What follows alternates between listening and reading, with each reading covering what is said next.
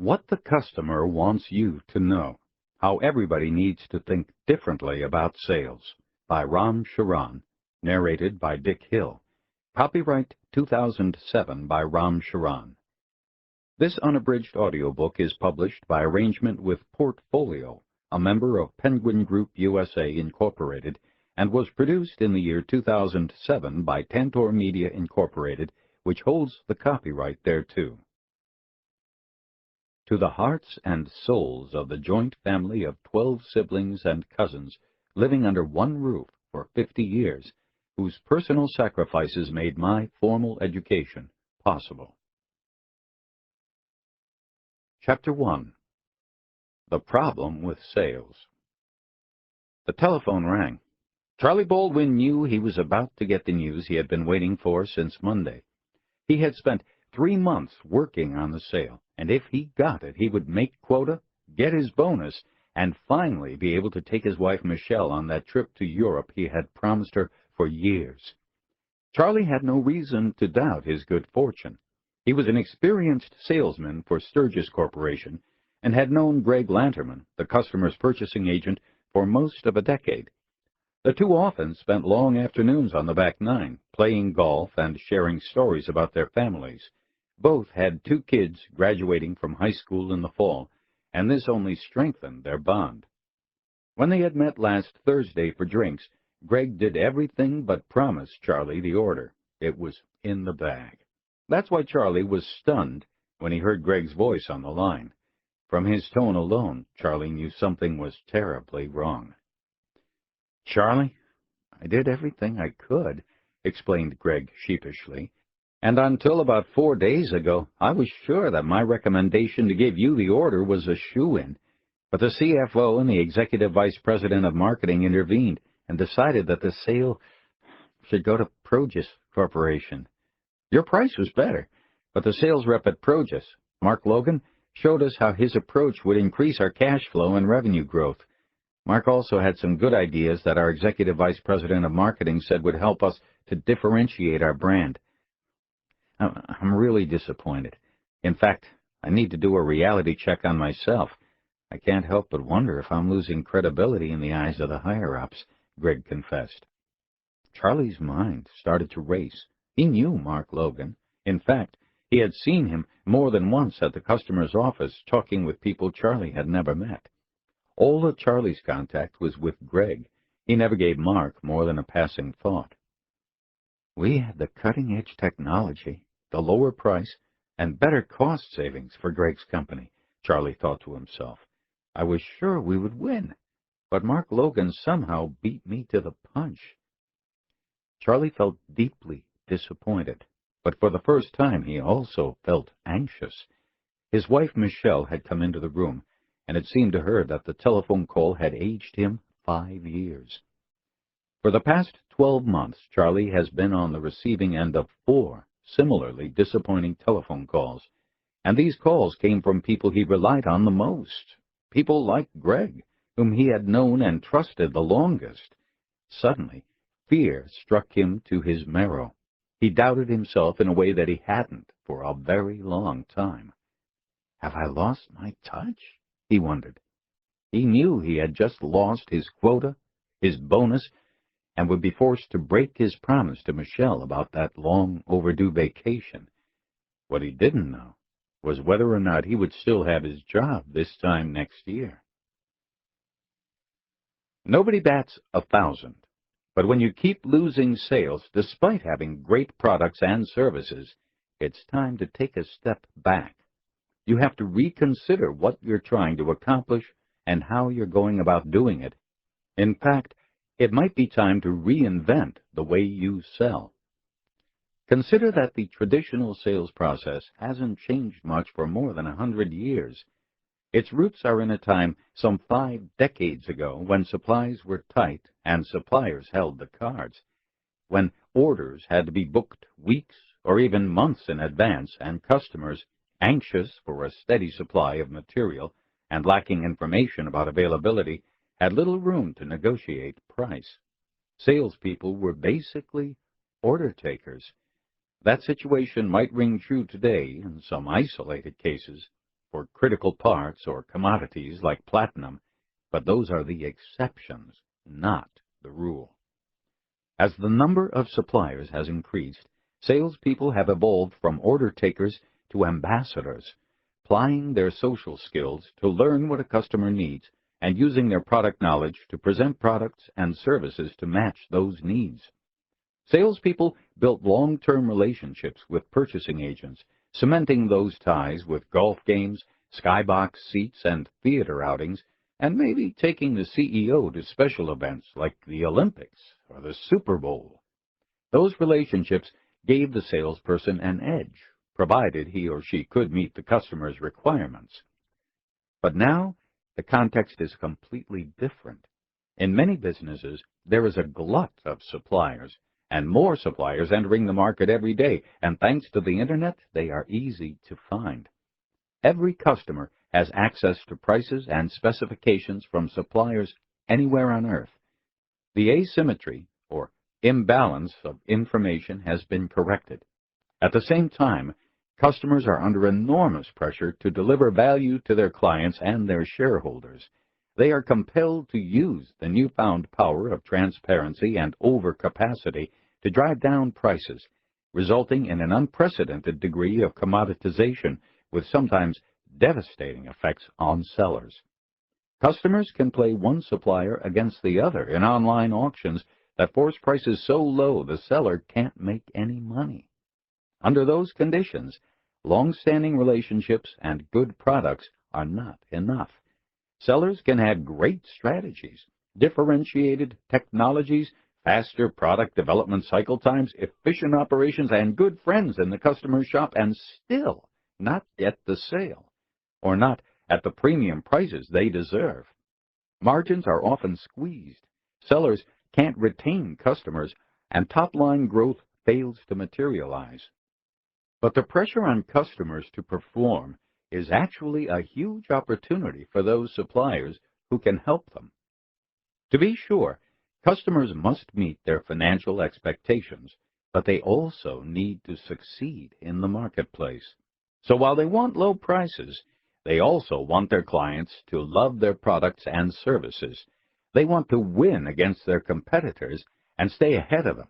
They want to develop their business and improve their earnings, and they want to keep cash flowing in. In short, they want their business to succeed on many dimensions. And although they may not articulate it, they want suppliers who can help them accomplish those things by acting as partners, not one-time transactors. Your customers want you to know how their business works, so you, the supplier, can help them make it work better. Here's the catch. You won't be able to do that with your traditional sales approach. The truth is that the long-neglected sales function is out of sync with current opportunities. Although management teams try to revive it with new sales incentive systems and new people, more radical change is needed. This book is a guide to transforming the selling process to fit today's business world. It defines a totally new approach to selling that is both radical and practical.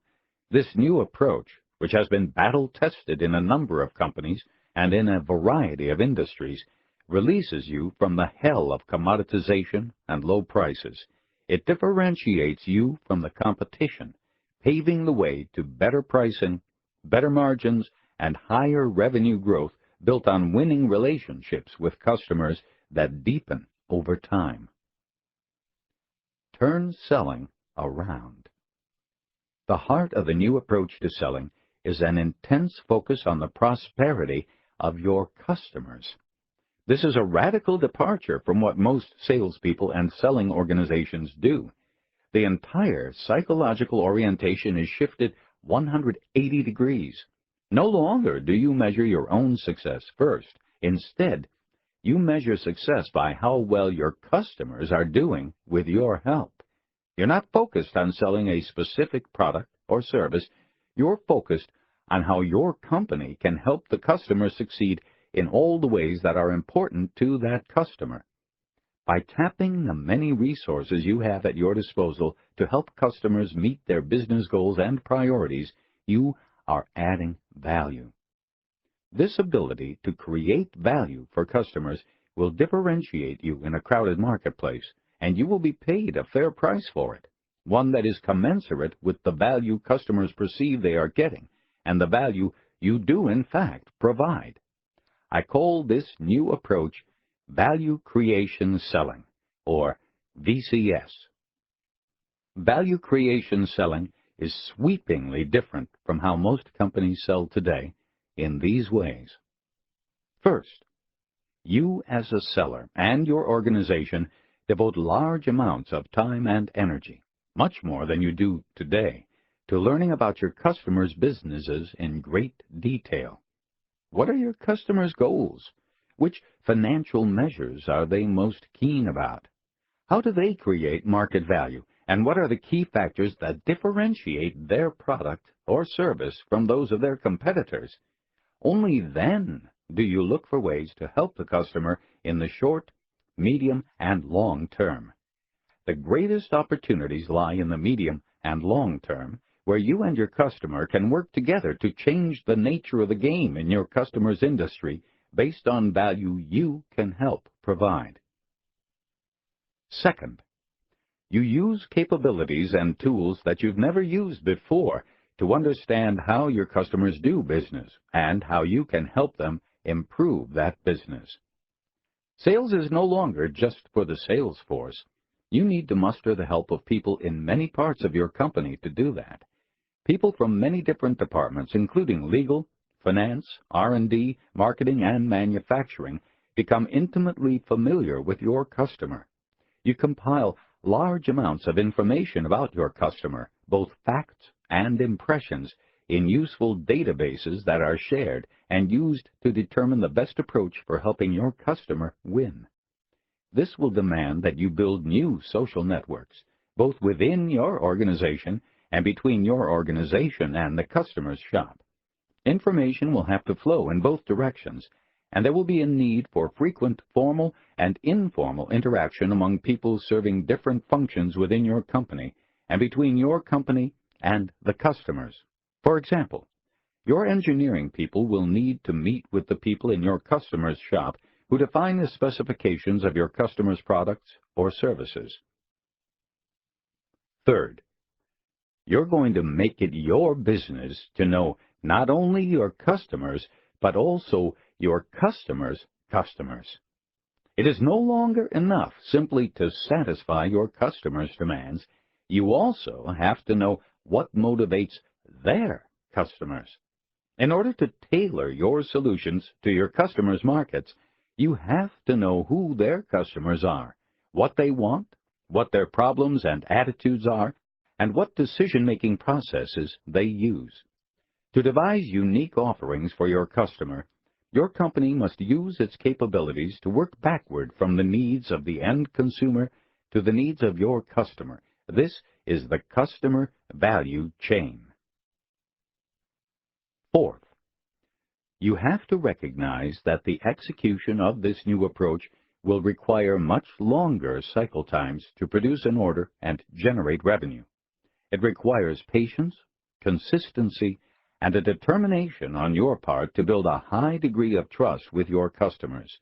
This is imperative, because in this new relationship, the two-way information exchange is far deeper than what you have relied on in the past. But once it gets going, the cycle time can be very fast, because you will have established trust and credibility. Finally, top management in your company will have to re-engineer its recognition and reward system to make sure that the organization as a whole is fostering the behaviors that will make the new sales approach effective. Hitting quarterly sales targets is not the only basis for rewarding the sales force under this approach. Further, other members of the sales team from various functional areas must be recognized and rewarded proportionately for their contributions. If, after receiving sufficient training and support, the salespeople or other functional executives don't adopt the new approach with wholehearted enthusiasm, you will have to replace some people. What the sales force will need to know. Value creation selling entails profound changes in the sales force itself. Salespeople are no longer solo operators.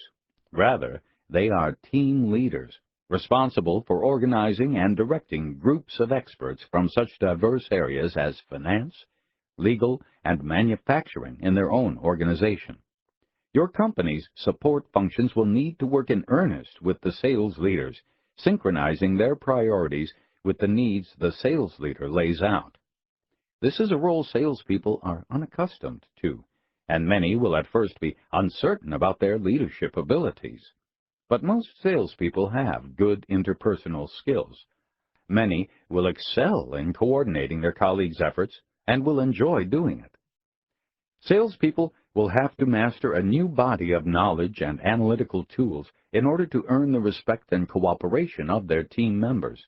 They will need the ability to research and understand the customer's business, including the customer's market segments and trends in the customer's industry, and most important, how the customer's business makes money now and how it will continue to make money in the future. To gain that knowledge, salespeople will frequently call upon their teammates to engage with people in the customer's shop. The teammates will develop their own connections inside the customer's company and contribute their insights to help the team develop a view about future trends and game-changing ideas to help the customer. Probably most daunting to salespeople, they will have to become diagnosticians. Using their own knowledge and all the other capabilities necessary from within the selling organization, the salesperson must develop a very clear and specific definition of the customer's business needs. They must tap the creativity and expertise of their colleagues to shape some alternative offerings to satisfy those needs, and test those alternatives by engaging with people in the customer's organization. But the salesperson takes the lead. Finally, he or she must refine the value proposition and be prepared to demonstrate, especially to key decision makers, how the customer's business stands to benefit. Value creation selling does not end once the sale is made. Interactions among the various people of the customer's organization and the selling organization must continue after the sale. That is a critical part of building the trusting relationship necessary to develop future value propositions, including some with longer time horizons. The salesperson must ensure not only that the solution actually produces the promised results, but also that the continuing dialogue with the customer is forward-looking, energizing, and aimed at creating game-changing ideas. If you think about the many ways in which the sales job changes, you'll realize that something important happens. The salesperson who can execute this approach is transformed into a potential general manager, with all the decision-making, analytical, leadership, and profit and loss, P&L, responsibilities that are part of that job. The company gains a source of general management talent that it didn't have before, and salespeople have a new career track. The more successful among your salespeople can easily move into a variety of high-level jobs, particularly as heads of P&L centers or business units, or even, eventually, the CEO job. The promise of growth. Value creation selling is about recreating the front end of the company with a sense of urgency and appetite for change that reflect what's at stake. The successful execution of VCS will provide your company with significant benefits, both internally and in the competitive marketplace. If you are among the first in your industry to adopt it, you will have a significant competitive advantage. This book can help you get where you need to go. It provides the tools, the ideas, and the methodology you need to train and support people in the selling organization and execute the sweeping corporate changes that will be required. It provides guidance not just for salespeople and sales managers, but also for the many people throughout your company who will be active participants in value creation selling.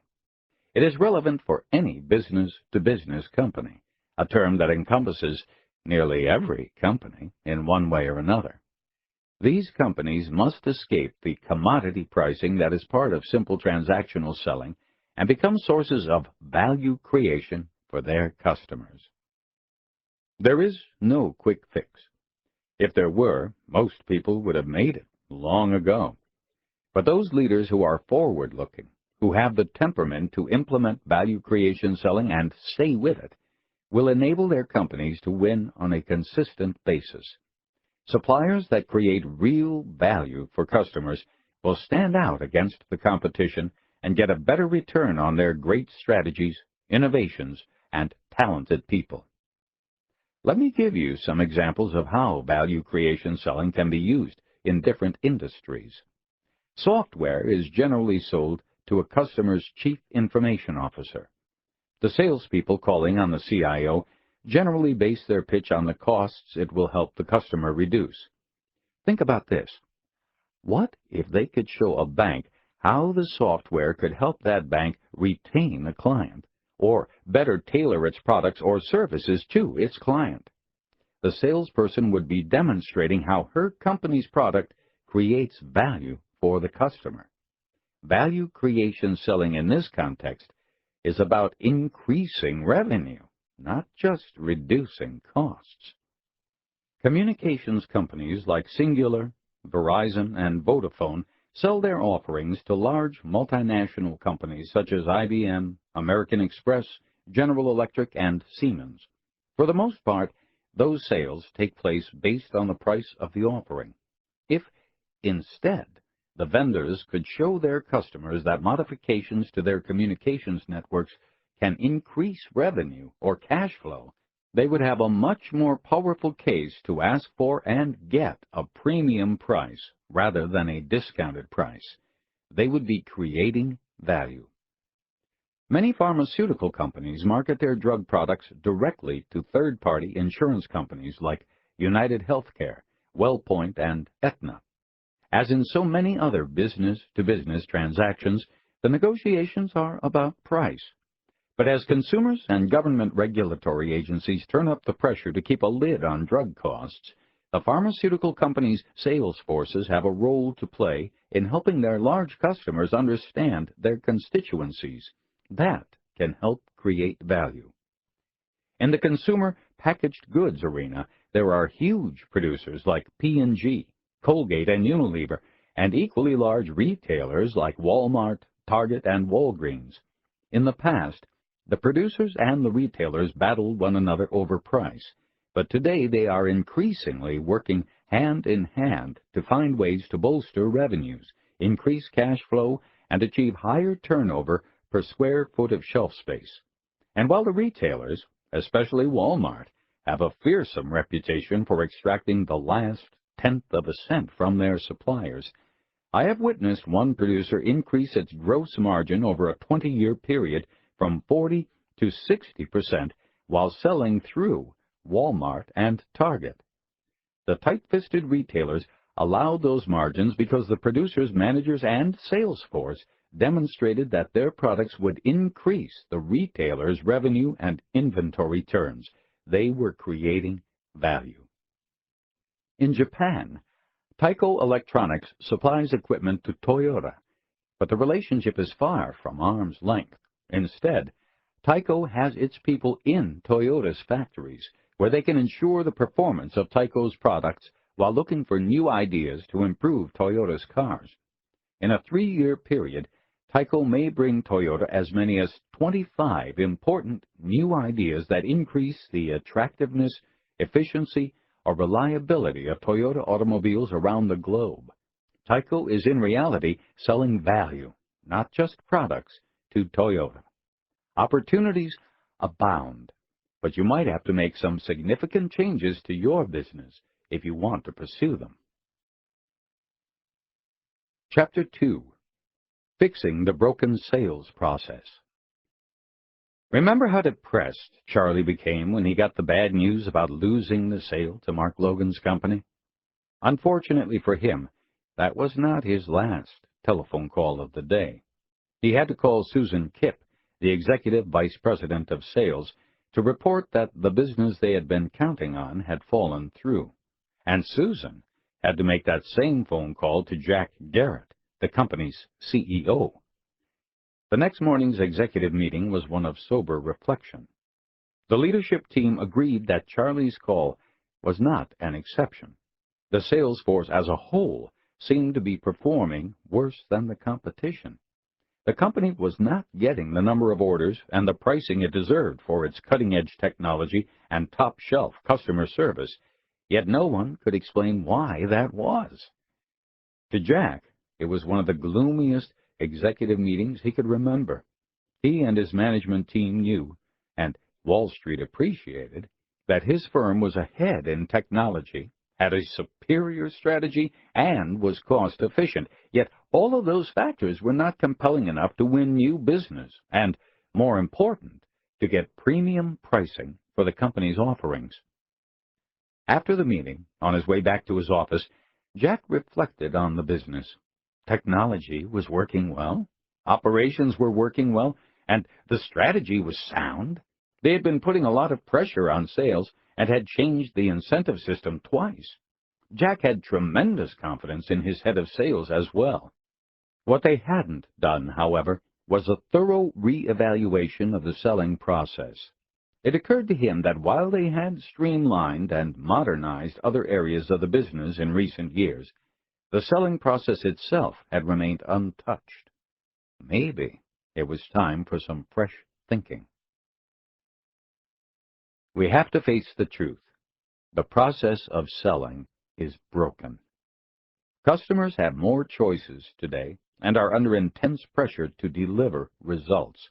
Yet few companies change the way they sell in the face of this reality. When they don't, a lingering malaise sets in as sales continually underdelivers and senior leaders continually fail to get the top-line growth they need. You know your sales process is out of date when these things are true. Your sales force interacts mostly with your customer's purchasing department. I know, that's the way it's always been. But a purchasing department is merely the order executor for the decision-makers in the customer's shop.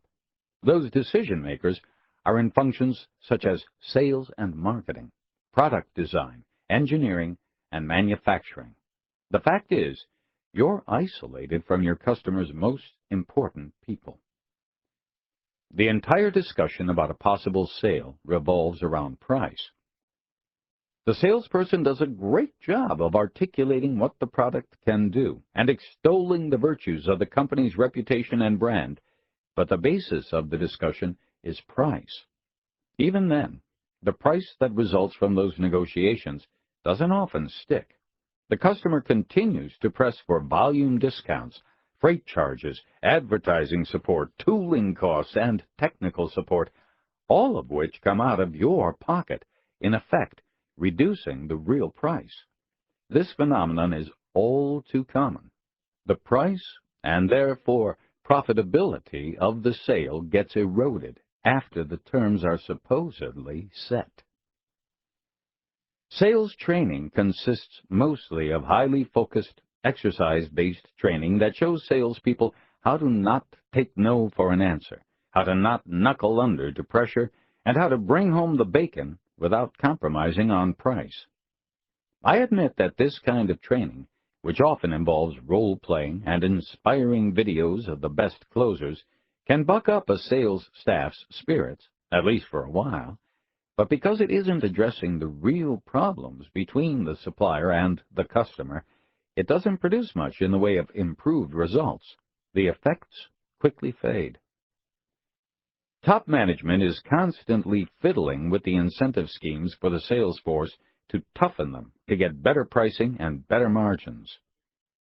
The incentives for the sales force are commonly designed on a quarterly basis and linked to the booking of revenue and orders. Manipulating the incentive system puts pressure on salespeople to mentally explore myriad ways to close the deal without agreeing to price reductions. None of this, however, creates value to the customer. Instead, you are simply changing negotiating techniques and putting more stress on an already overstressed sales force. You create a situation in which the sales force does more, but of the wrong things. The sales force that seems spread too thin is reorganized to bring a more intense focus on customers. This certainly allows each salesperson to spend more time with his or her customers, but to what end? Again, since this doesn't solve the fundamental problems afflicting the sales process, it results in more man-hours to achieve approximately the same return. As we will see, this is sometimes a necessary move, but it is seldom a sufficient move. Salespeople are not included in the design of the company's offering. Presumably, the salesperson is the single person in your company who knows most about what customers want or need.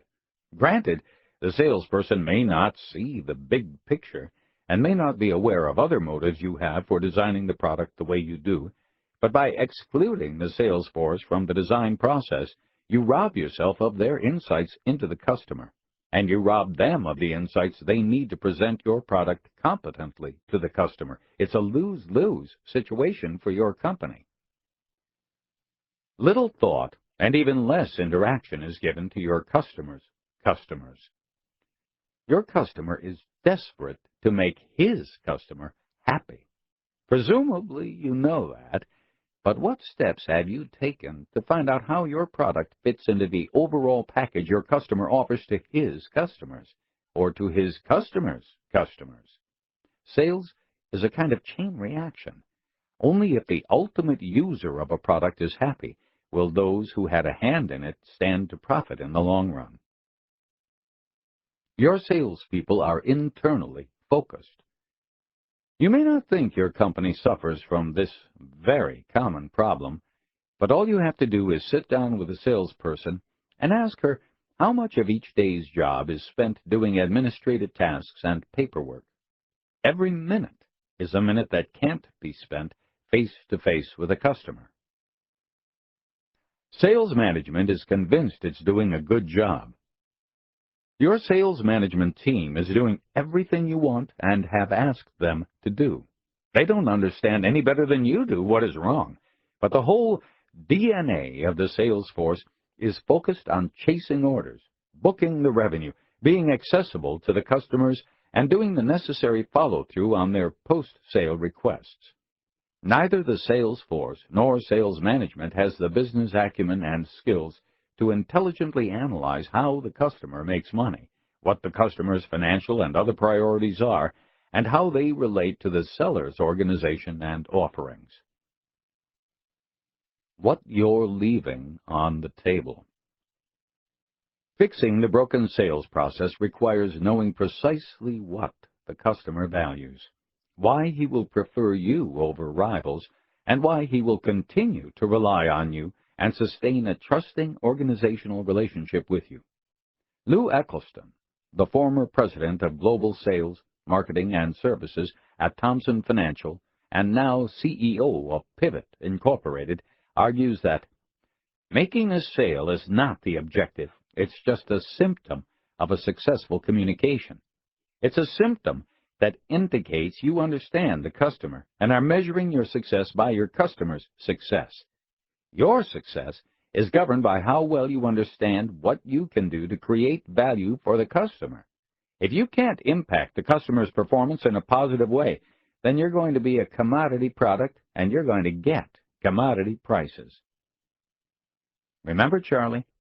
What he was selling was his interpersonal relationship, the brand name of his company, and more important, a technologically superior product at a lower price than his competitors. This translated into a cost reduction in the customer's shop, which Charlie was only too quick to point out. He described the return on the customer's investment quantitatively, calculating it based on the purchase price and a potential reduction in the customer's costs. But the customer was focused on something else, accelerating revenue growth and increasing cash flow to fuel that continued growth. Charlie's competitor, Progis, was attuned to those priorities and found a way to help the customer generate cash by sustainably reducing inventories. It explained to the customer exactly how its offering would help the customer achieve its top priorities. The Proge's value proposition met the customer's business needs far better than the one Charlie's company offered. This difference may seem subtle, but it is at the heart of value creation selling. Cost reduction is the metric most salespeople think of and use when making their pitches to the purchasing people. If that's as far as you go, you're leaving a lot of value on the table. Every business has a combination of metrics by which it measures whether or not it is creating value for shareholders. I'll explain these in a later chapter. Even people without financial training can learn to understand them. To help the customer succeed, you should consider how you can help improve several of these metrics. Say, for example, a software company is pitching its product to a pharmacy chain, knowing it will reduce the pharmacy's labor costs by $300,000 per year. The cost of the software product is $600,000. The pitch is the return on investment, or ROI, of 50%, $300,000 savings per year divided by the $600,000 software cost. This is how most selling companies calculate the benefits, though some might evaluate the savings over a longer period in which the system will be effective. The competitor has a software offering that also sells for $600,000. It will reduce the customer's operating cost by just $250,000 a year. But this offering does something more. It flags the accounts receivable that are overdue and prompts management to take action to collect these receivables. That alone results in an additional cash flow of $325,000. What's more, this software, accompanied by additional training of pharmacy managers offered by the software seller, brings up daily lists of customers who should be getting prescription refills and prompts the pharmacy staff to contact them. These refills increase revenues by $400,000 a year, a benefit that adds an estimated $200,000 per year net profit to the bottom line. Thus, if the competitor's offering actually works, its value proposition would include the following benefits. The customer's profits increase by $450,000 a year, $250,000 in operating cost reduction, and $200,000 profit from the additional $400,000. Thus, the return on investment is $450,000 divided by $600,000, or 75%. In addition, the customer's first-year cash flow increases by $325,000 because of improvement in account receivables. There are very few companies that won't value accelerated, profitable revenue growth more than they do cost reduction. By understanding and addressing the customer's needs beyond cost reduction, the second software company created a more compelling offer. Getting from here to there. By now, you probably realize that value creation selling requires a different mindset, new capabilities, and new ways of working. No doubt you're wondering if you and your company can make the change. The short answer, based on my observation of companies that have done it, is yes. Companies that have invested the time and effort to adopt this approach can attest that it works. Maybe the following story will convince you.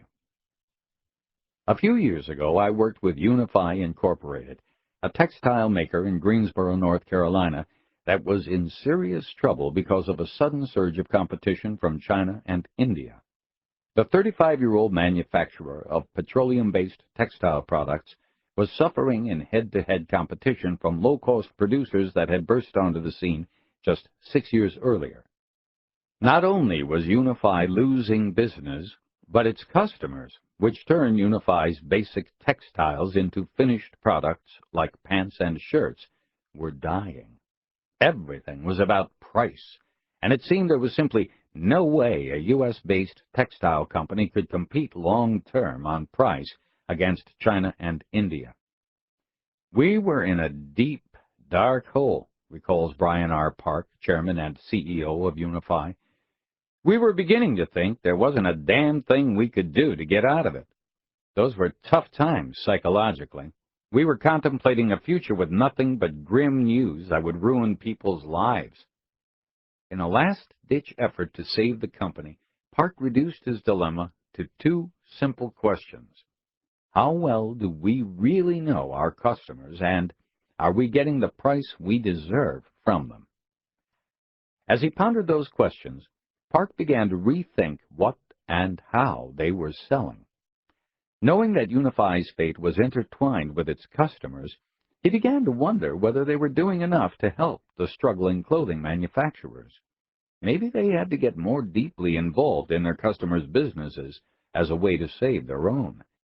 He ultimately concluded that they needed to redesign their whole approach to selling and completely reorganize UniFi to carry it out. They had to be sure they were focused on the right customers and then go further to help those customers succeed. They would start by pulling together everything they knew about them. Park put Ben Holder, UniFi's Chief Information Officer, in charge of creating a process to capture comprehensive information about each customer and building a network to share it. This effort was called the Profit Growth Initiative, PGI. A CIO in charge of such an important marketing and sales initiative? That's just one example of UniFi's willingness to depart from business as usual. Park knew Holder was the right person to systematize information that had to be collected and shared company-wide. The best source of that information, Park and Holder realized, was the sales team. So for 2 hours every morning, 5 days a week, they met with the sales force to find out what the salespeople knew about UniFi's business, their customers' businesses, and their customers' customers' businesses. As a first step, the senior leaders asked the salespeople to develop a detailed profile of a few of their favorite customers, which was to include their financial position and competitive strength, as well as their product needs. Each salesperson had to stand in front of the group and make a presentation about a particular customer and answer questions from his or her colleagues and the executives. We asked them all sorts of questions like, who's the decision maker at the customer's shop? We didn't mean to embarrass them, but to let them know that we needed those answers. They didn't think they could get the information about their customer's financial position, for instance, but we encouraged them to simply ask. Sometimes it worked, sometimes it didn't, and it took time, sometimes as long as 10 weeks, to develop a decent profile. These meetings were exceptionally unnerving for the salespeople, especially at the start. The process was very upsetting to them, Park explains. They had been doing a good job, the way we had asked them to, for 35 years. Then we come in and say, we're changing the game. It created a huge fear factor. But we told them, look, we feel just as bad as you do that we didn't learn to do these things before. We're in this together. The second step was to use that profile to find a way to sell the customer 10% more than in the past. We didn't ask our sales team to double the business. We wanted to try to turn the process into a success, so we went for singles and doubles instead of going for a home run every time. Once people saw that they could do it, we'd won their hearts and minds. We were pushing to begin with, but then all of a sudden they got the bit between their teeth and we started seeing results. The third step was an ambitious leap to have the salespeople develop account plans that laid out a meaningful goal and the strategy to achieve it. Each salesperson identified specific tasks that other people within UniFi would have to do to help meet that goal and attached a name and a deadline to each task. They had to identify possible reasons that they couldn't meet their ambitious new targets. The results, Park told me, were frightening. What we found scared the life out of me, he says. We had no idea how much bull we routinely put the salespeople through. Credit approval was slow, We couldn't get a sample into the customer's hands. The number of bottlenecks and blockages was just astounding. People were busy with all sorts of things. It wasn't a question of not working hard, but were we working on the right things? Were our efforts aligned with getting an order? We brought in the managers in charge of the areas where we had concerns and told them what a huge impediment they were to our progress. Nobody was spared. Over time, it worked. The support functions became more responsive. That gave the salespeople the confidence to push for an order because they knew everybody in the company was backing them. The final phase was the most ambitious yet. In essence, it got each salesperson into the mindset of a chief executive officer, responsible for developing a business plan and executing it by using large amounts of hard data and tapping the skills of everyone in the company. We were asking them to tell us all about the dynamics of their market, do an analysis of their customers and their competitors, and then give us a business plan to build the profits, says Holder. If they could show us a credible plan, we'd bring the resources to bear to make it happen. But it had to be fact-based, and it had to stand up to scrutiny. It had to be a sound business plan, not just a bunch of unsubstantiated assumptions. Not everyone in the sales force was willing to change.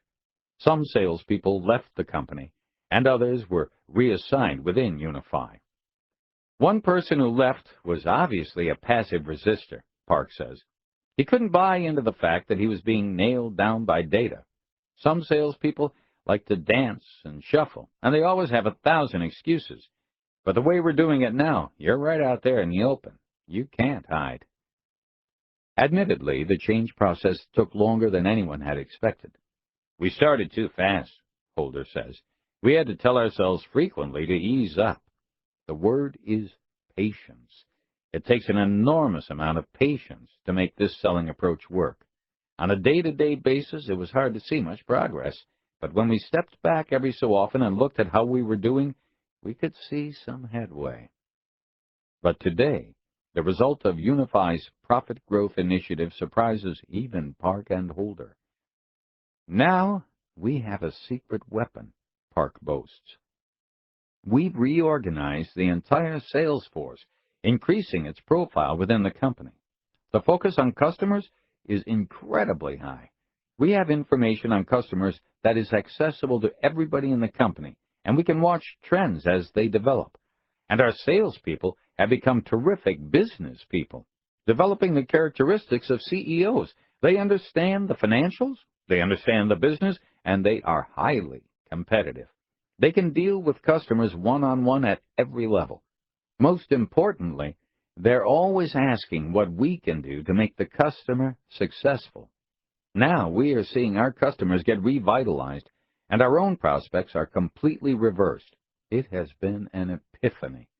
We now believe passionately that it is possible to get a higher price for your product by better understanding the market, the dynamics of the market, the customer's business, and the customer's business. UniFi broke free of toe-to-toe price competition with low-cost producers by learning more about its customers' businesses and helping them compete. Salespeople became business thinkers, developing their business acumen to diagnose their own and their customers' businesses. They shared information openly with others at UniFi, and senior leaders ensured that every function and department supported the sales effort. Park and Holder helped the sales organization make the transition by drilling them in small doses over time, discovering the blockages and resistance points, coaxing them to go back to the customer when information was missing, and helping them round out their picture of the customer's total business.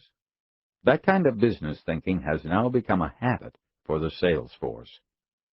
Park and Holder also realized that sales alone couldn't do the job. It took many people in the organization to deliver value to customers. They engaged face-to-face with leaders at many levels who could have stymied their progress. They made it crystal clear that selling is a team sport, and everyone is a player. This meant that the entire staff, from the lowest levels to the top, had to change some aspect of their work. Also important, Once they embarked on the path, they never looked back. Value creation selling is within your reach if you are willing to make changes. The following chapters will show you how. Chapter 3. How to become your customer's trusted partner.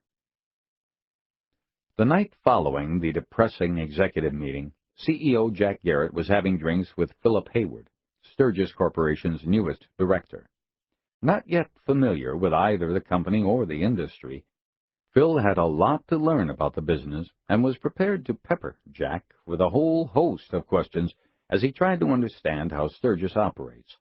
One of the first questions was about revenue growth. Phil wanted to know why the company's top line wasn't improving. "I confess I don't understand it either," Jack said.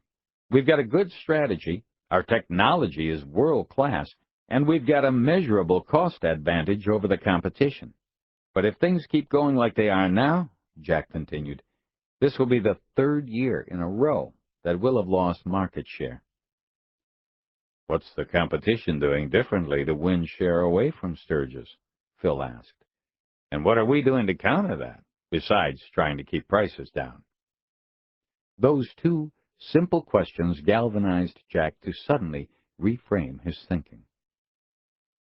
"When I think about our own vendors, all they do is keep trying to beat each other on price," he told Phil. "They tell us how much money we can save if we go with them. But my biggest challenge is building revenues and stemming the erosion in market share. I can't recall any big supplier coming to us with ideas for generating more sales or winning more market share, the things we really value." Jack paused a moment, then continued in rising excitement. If that's the kind of supplier we want to work with, then that's the kind of supplier we need to be. We have lots of talented people and great technology, but maybe we're not delivering what our customers really need. If that's the case, then we're going to have to learn a lot more about them, their goals and priorities, their competitive challenges. We can do that, but we'll have to create a dialogue with them and earn their trust. I wouldn't expect our salespeople to do this on their own. Other people at Sturgis will have to help them out, which means we'll have to change how we operate. This could be just what we've been looking for." Phil was startled that his simple inquiry had touched off such a cascade of new ideas from Jack. It all sounded good, but this was just a conversation over drinks. Did Jack really mean what he was saying about changing the whole way Sturgis approached its customers? "We'll see," Phil thought to himself, as he and Jack said goodnight. As he drove home, Jack's mind was bubbling with all the things that would have to change. Roles, responsibilities, rewards, relationships. He was undaunted, because he knew in his gut that it would reinvigorate the company. The plan he was conceiving would have salespeople take the lead in gathering information about what was really important to a customer's business. They would enlist the help of their colleagues at Sturgis to brainstorm ideas to create value for the customer. For this to take root, Jack would have to win the strong commitment of the senior team. A meeting at headquarters wouldn't give him the time to fully explain. Too many interruptions, too many people sneaking peeks at their BlackBerries or slipping out to make a phone call. It had to be a 2-day off-site meeting at which he and his team could thrash out the issues. Jack's off-site was a success. By the end of it, the team had agreed on a new mission: become our customer's trusted partner. They defined the initiatives that would bring those words to life, and Jack made a personal commitment to follow through on them. With that, Sturgis began to reinvent its selling process. Value creation selling is a customer-centric strategy. That means the customer is at the center of everything a company does. Alas, that isn't often the case. Before Thompson Financial began to implement the VCS strategy, Lou Eccleston tried a little experiment.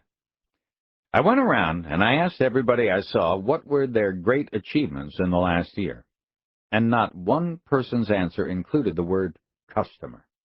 There was stuff about, 'I integrated 12 products into one,' or We migrated this to that, or we had 4 product launches and we hit this target or that target, but not one person mentioned the customer. Now, I know we're progressing because people are not only talking about the customer, their actions are about the customer. We've got more to do, but clearly we've made immense progress. Information, the heart of VCS. Information, lots of detailed information, both facts and impressions, is at the heart of value creation selling. The concept is simple. The more you know about your customer, the better you and your company will be at identifying his concerns and devising products and services that will help address them. In the broadest sense, you want to learn about your customer's opportunities and the competitive dynamics confronting his company. The key here is to analyze the customer's market growth and positioning. As a salesperson, you may think you already know a lot about your customers, but once you start an in-depth search for information about a customer, you'll be amazed at how much more you can learn. Consider, for example, your customer's organizational structure. It's easy enough for an outsider to draw up an organizational diagram for most companies that shows the top management, the CEO, the president and chief operating officer, the chief financial officer, the executive vice president of sales and marketing, the chief information officer, the vice president of manufacturing, and so on. If you know a little bit about the company, you can even fill in the direct reports for many of those senior people. And there are some departments, purchasing, for instance, in which you drill down pretty deeply to identify specific people who report to the executive in charge of purchasing. But if I asked you who in that organization actually makes the decisions about the kinds of things you have to sell, could you answer that question with a high degree of certainty? While you may think the purchasing department is making the decision, your friend the purchasing agent knows a lot more than you do about the situation. He may know, for example, that his company is having financial difficulties, and it's the chief financial officer who is making the calls on what to buy, how much, and at what price. Or your friend in purchasing may know that his company is trying to win a new account, and the executive vice president of sales and marketing has overridden the purchasing department's recommendation and ordered instead from a supplier whose price is a little higher, but whose product, when incorporated into your customer's offering, is more likely to impress or appeal to the account that your customer wants to land. Thus, we can see that it isn't just the quantity of information that you have about a company, it's also the quality of that information. Knowing your customer's organizational chart is part of the quantity. Knowing who really makes decisions is quality information.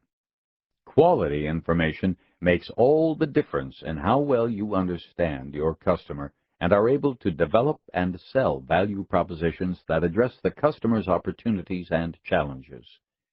So, how do you get that kind of information from your customer? Much depends on the nature of the relationship. Turn the tables for just a moment and think of yourself as a customer. Let's say an insurance agent is calling on you to pitch a health insurance policy to your company. You've never met the guy before and don't know much about his company. When he starts asking you about the average age of your workforce, what kind of claims history your company has had over the past 5 years, and how many times OSHA has cited your factories for safety violations, what's your likely reaction? Exactly. It's none of his business. That isn't true, of course. In his business, he needs that information to calculate what premium his company will charge for a policy covering your company. But you don't know anything about him, and consequently, you don't trust him. Therefore, you're on guard and wary about sharing any of that sensitive information with him. A few days later, the representative of the company that currently provides health insurance to your firm stops by for a visit, and the situation is very different. "How are things going?" he asks. "Well," you respond, Several of our employees have complained to the benefits department about how little you're reimbursing them for outpatient surgery. They say you're not paying nearly enough for the facilities use at the outpatient center, just for the surgeon and anesthesiologist. Tell your benefits guy to send me those patient files and I'll look into it, he says. We'll work with our outpatient surgical centers to get this issue resolved. Here's a long-time rep for a supplier of services who you know well and trust. You're willing to share a lot more information with him, both because you trust him and because he promises that he can solve a problem you're having. That's the kind of relationship you want to have with your customers. To achieve that, you've got to work hard to be worthy of your customers' trust. The simple truth is that trust is built over time. Hopefully, your relationship with your customer's purchasing department is on a sound footing. The customer knows you'll deliver on time, that your product meets the specs, and that you'll follow up on any after-the-sale problems. If you don't have that kind of reputation with the customer, you've got some serious remedial work to do before you can begin to think about adopting value creation selling. And of course, sometimes there won't be anything you can do. Some customers won't want to share information with anyone else under any circumstances.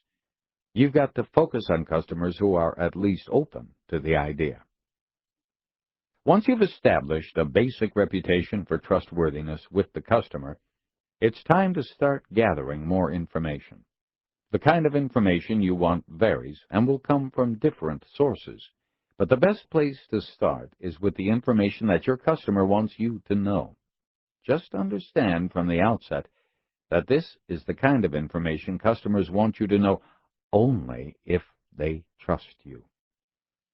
The better you understand and meet your customers' needs, the more trusted you become. Over time, the barriers between your company and theirs drop, and you become a partner they turn to for help. Your success is a natural product of the success you help them achieve.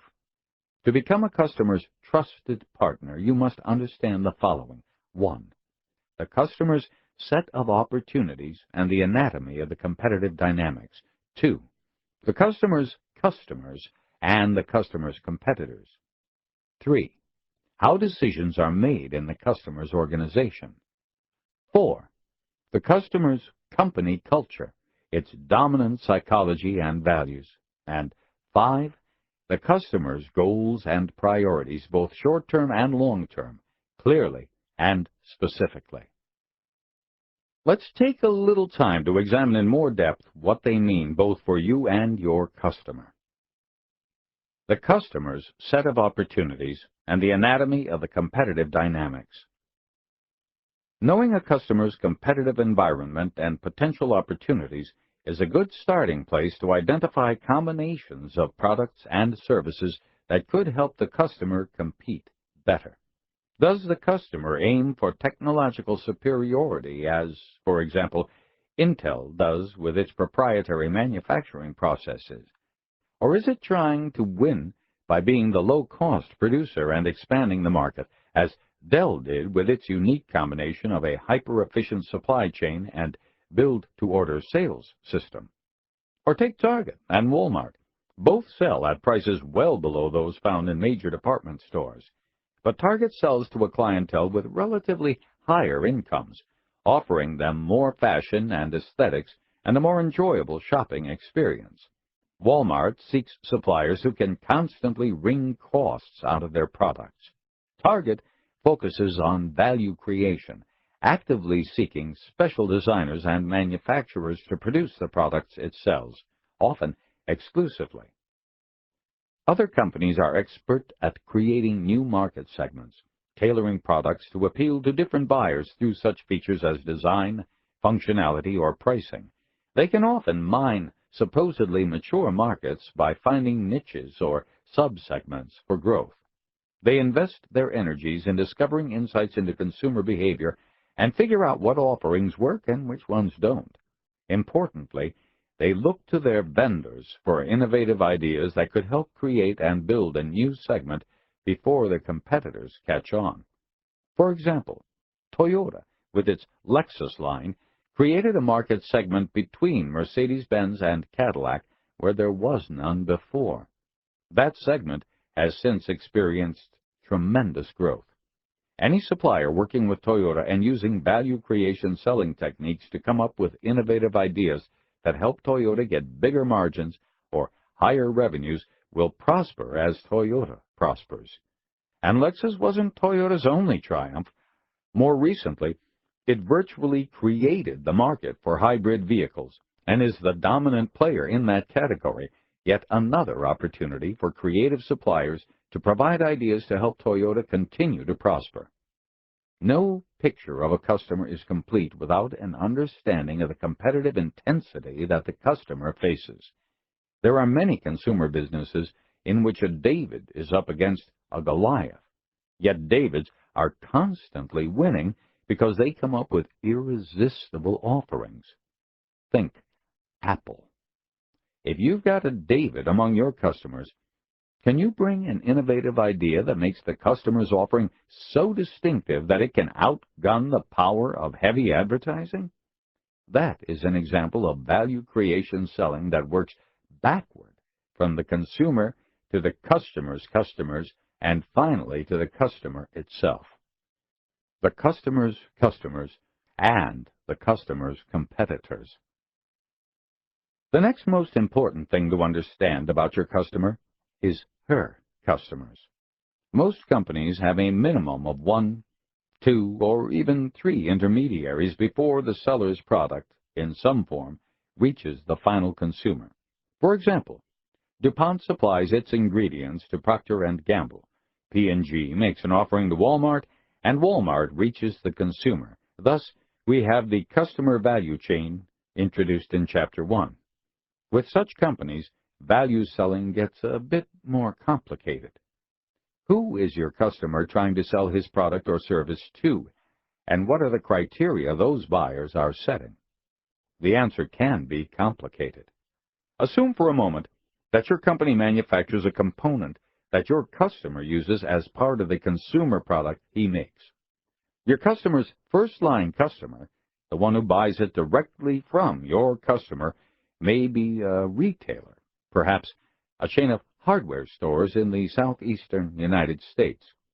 But as important as that retailer is to your customer's sales, the consumer who walks into that hardware store and makes a choice about which among competing products to buy is equally important.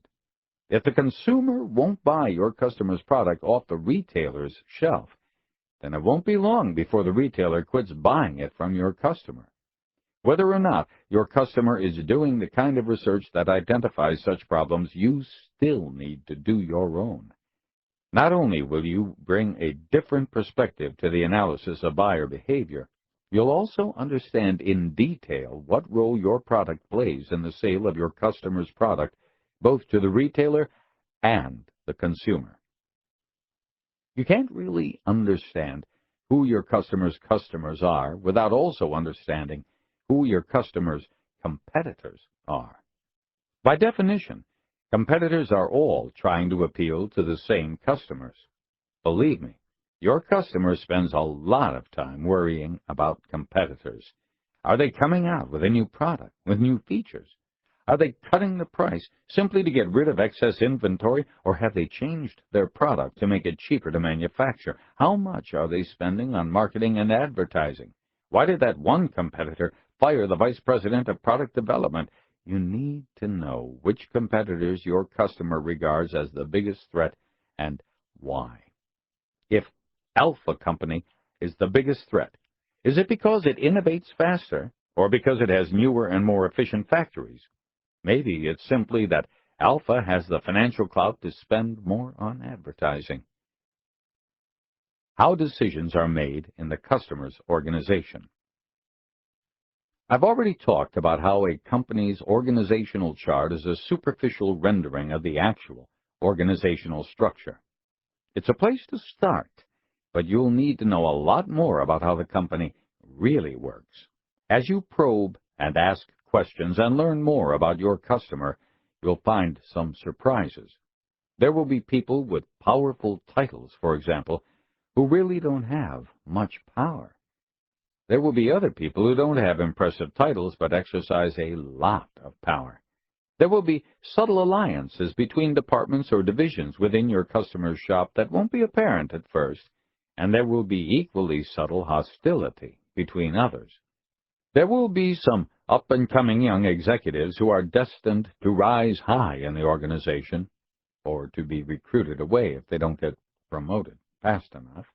And there will be some placeholders, older executives who have burned out or lost their ability to change with changing circumstances, but who manage to hold on to their jobs. Some executives will be good delegators. Knowing who reports directly to them will be almost as good as knowing the executives themselves. Other senior managers will be classic micromanagers who want to stick their fingers in every pie. What you really want to know is how decisions are made and who makes them. The key here is to follow the money.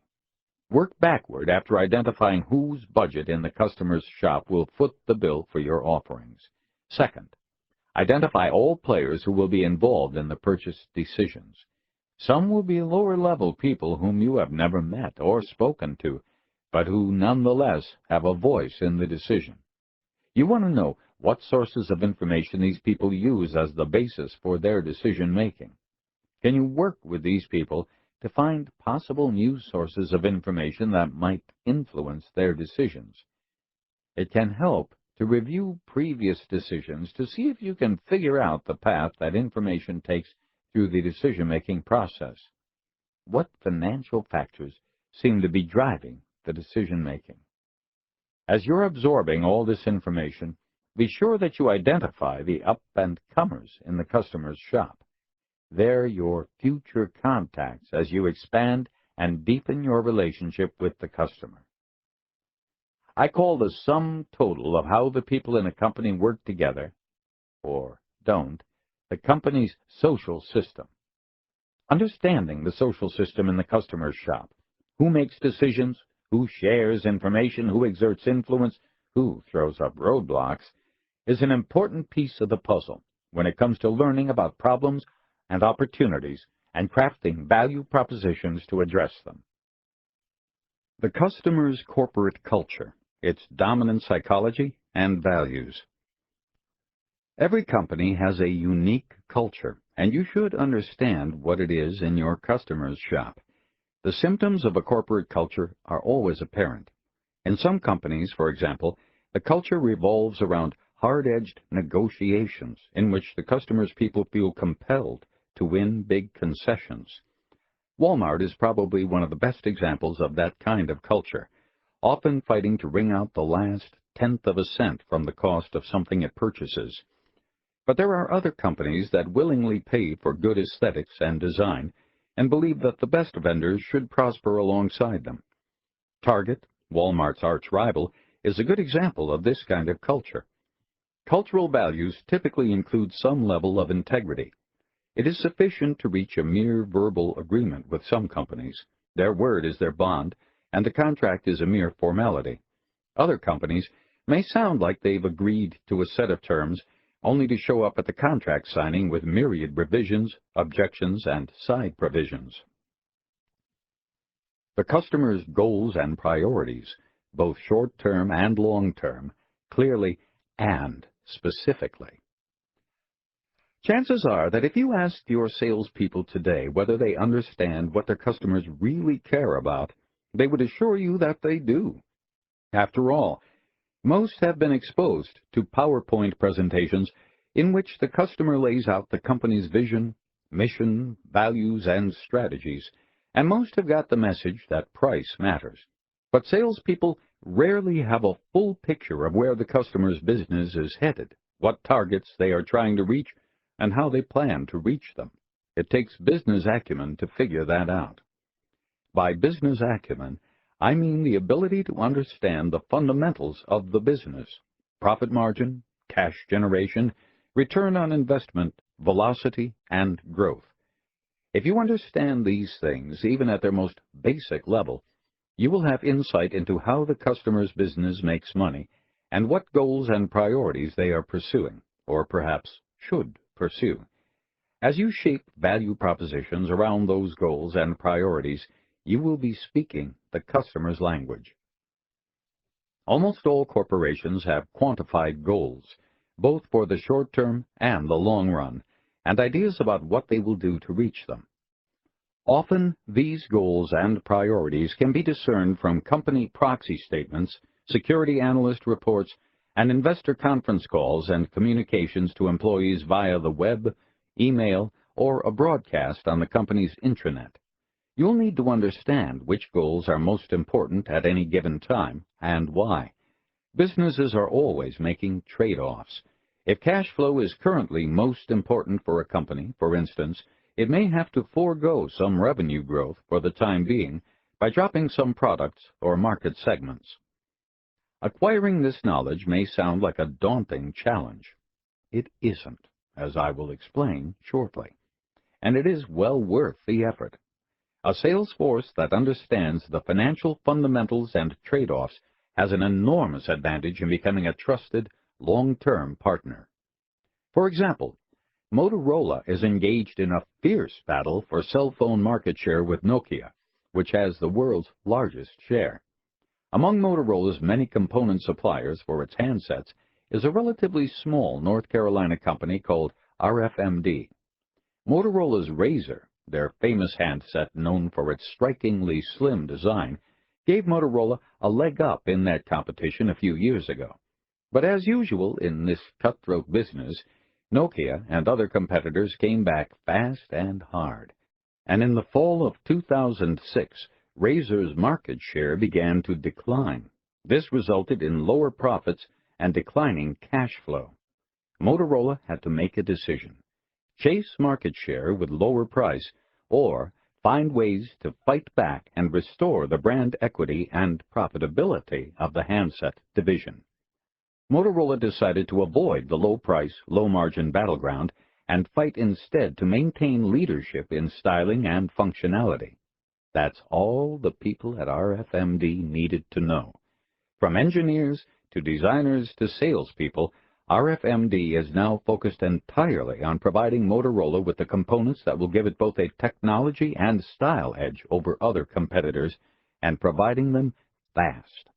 RFMD is Motorola's partner in the big company's bid to hold the high ground in an incredibly competitive market. Developing your business acumen. In value creation selling, business acumen is a necessity. It is the basis for creating value propositions that speak to a broader and more meaningful set of customers' needs. Even if you have never thought much about it before, you must now. Business acumen is not an arcane or complicated skill. Every successful business person has business acumen, including unschooled vendors who sell their wares in third-world, open-air markets. I grew up in a small village in India and learned the basics of business at a very early age while working in my family's shoe shop. If you think about those business fundamentals in their simplest terms, the way a street vendor selling fruits and vegetables in my native India might think about them, I believe the concepts are easy enough for anyone interested in business to understand. Let's start with profit margin, something you probably already know a lot about. Revenue is the amount of money that comes into a company from the sale of its products or services. For a street vendor, it's the money he collects for selling his fruit and vegetables. Profit is the money left after deducting the cost of those goods. Profit margin is often stated as a percentage, how much money you get to keep as a percentage of the total revenues. If our vendor sells $150, 6,000 rupees, worth of fruits and vegetables, and they cost him $135 to buy, his profit is $15. His profit margin is 10%, or $15 profit, divided by $150 in total sales.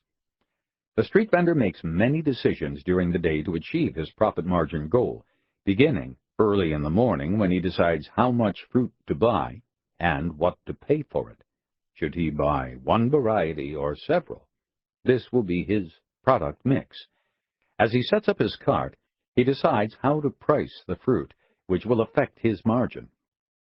During the day, he makes some tough trade-offs about what price cuts he should make to unload his inventory, so he ends the day with enough cash to buy merchandise tomorrow.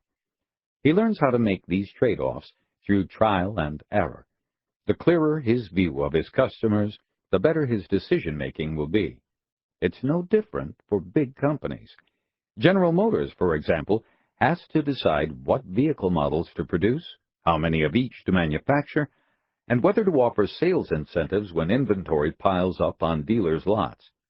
It has to know consumers well to make decisions that have a favorable effect on margin. Just as street vendors need cash, so do companies. A dwindling flow of cash from operations can get them in trouble, even if the financial statements show a handsome profit. Timing matters. Sometimes cash generation and cash availability are more important to a customer than profit. Such is the case for legacy airlines in the United States. The next fundamental that concerns your customers is velocity, what some people call asset turns.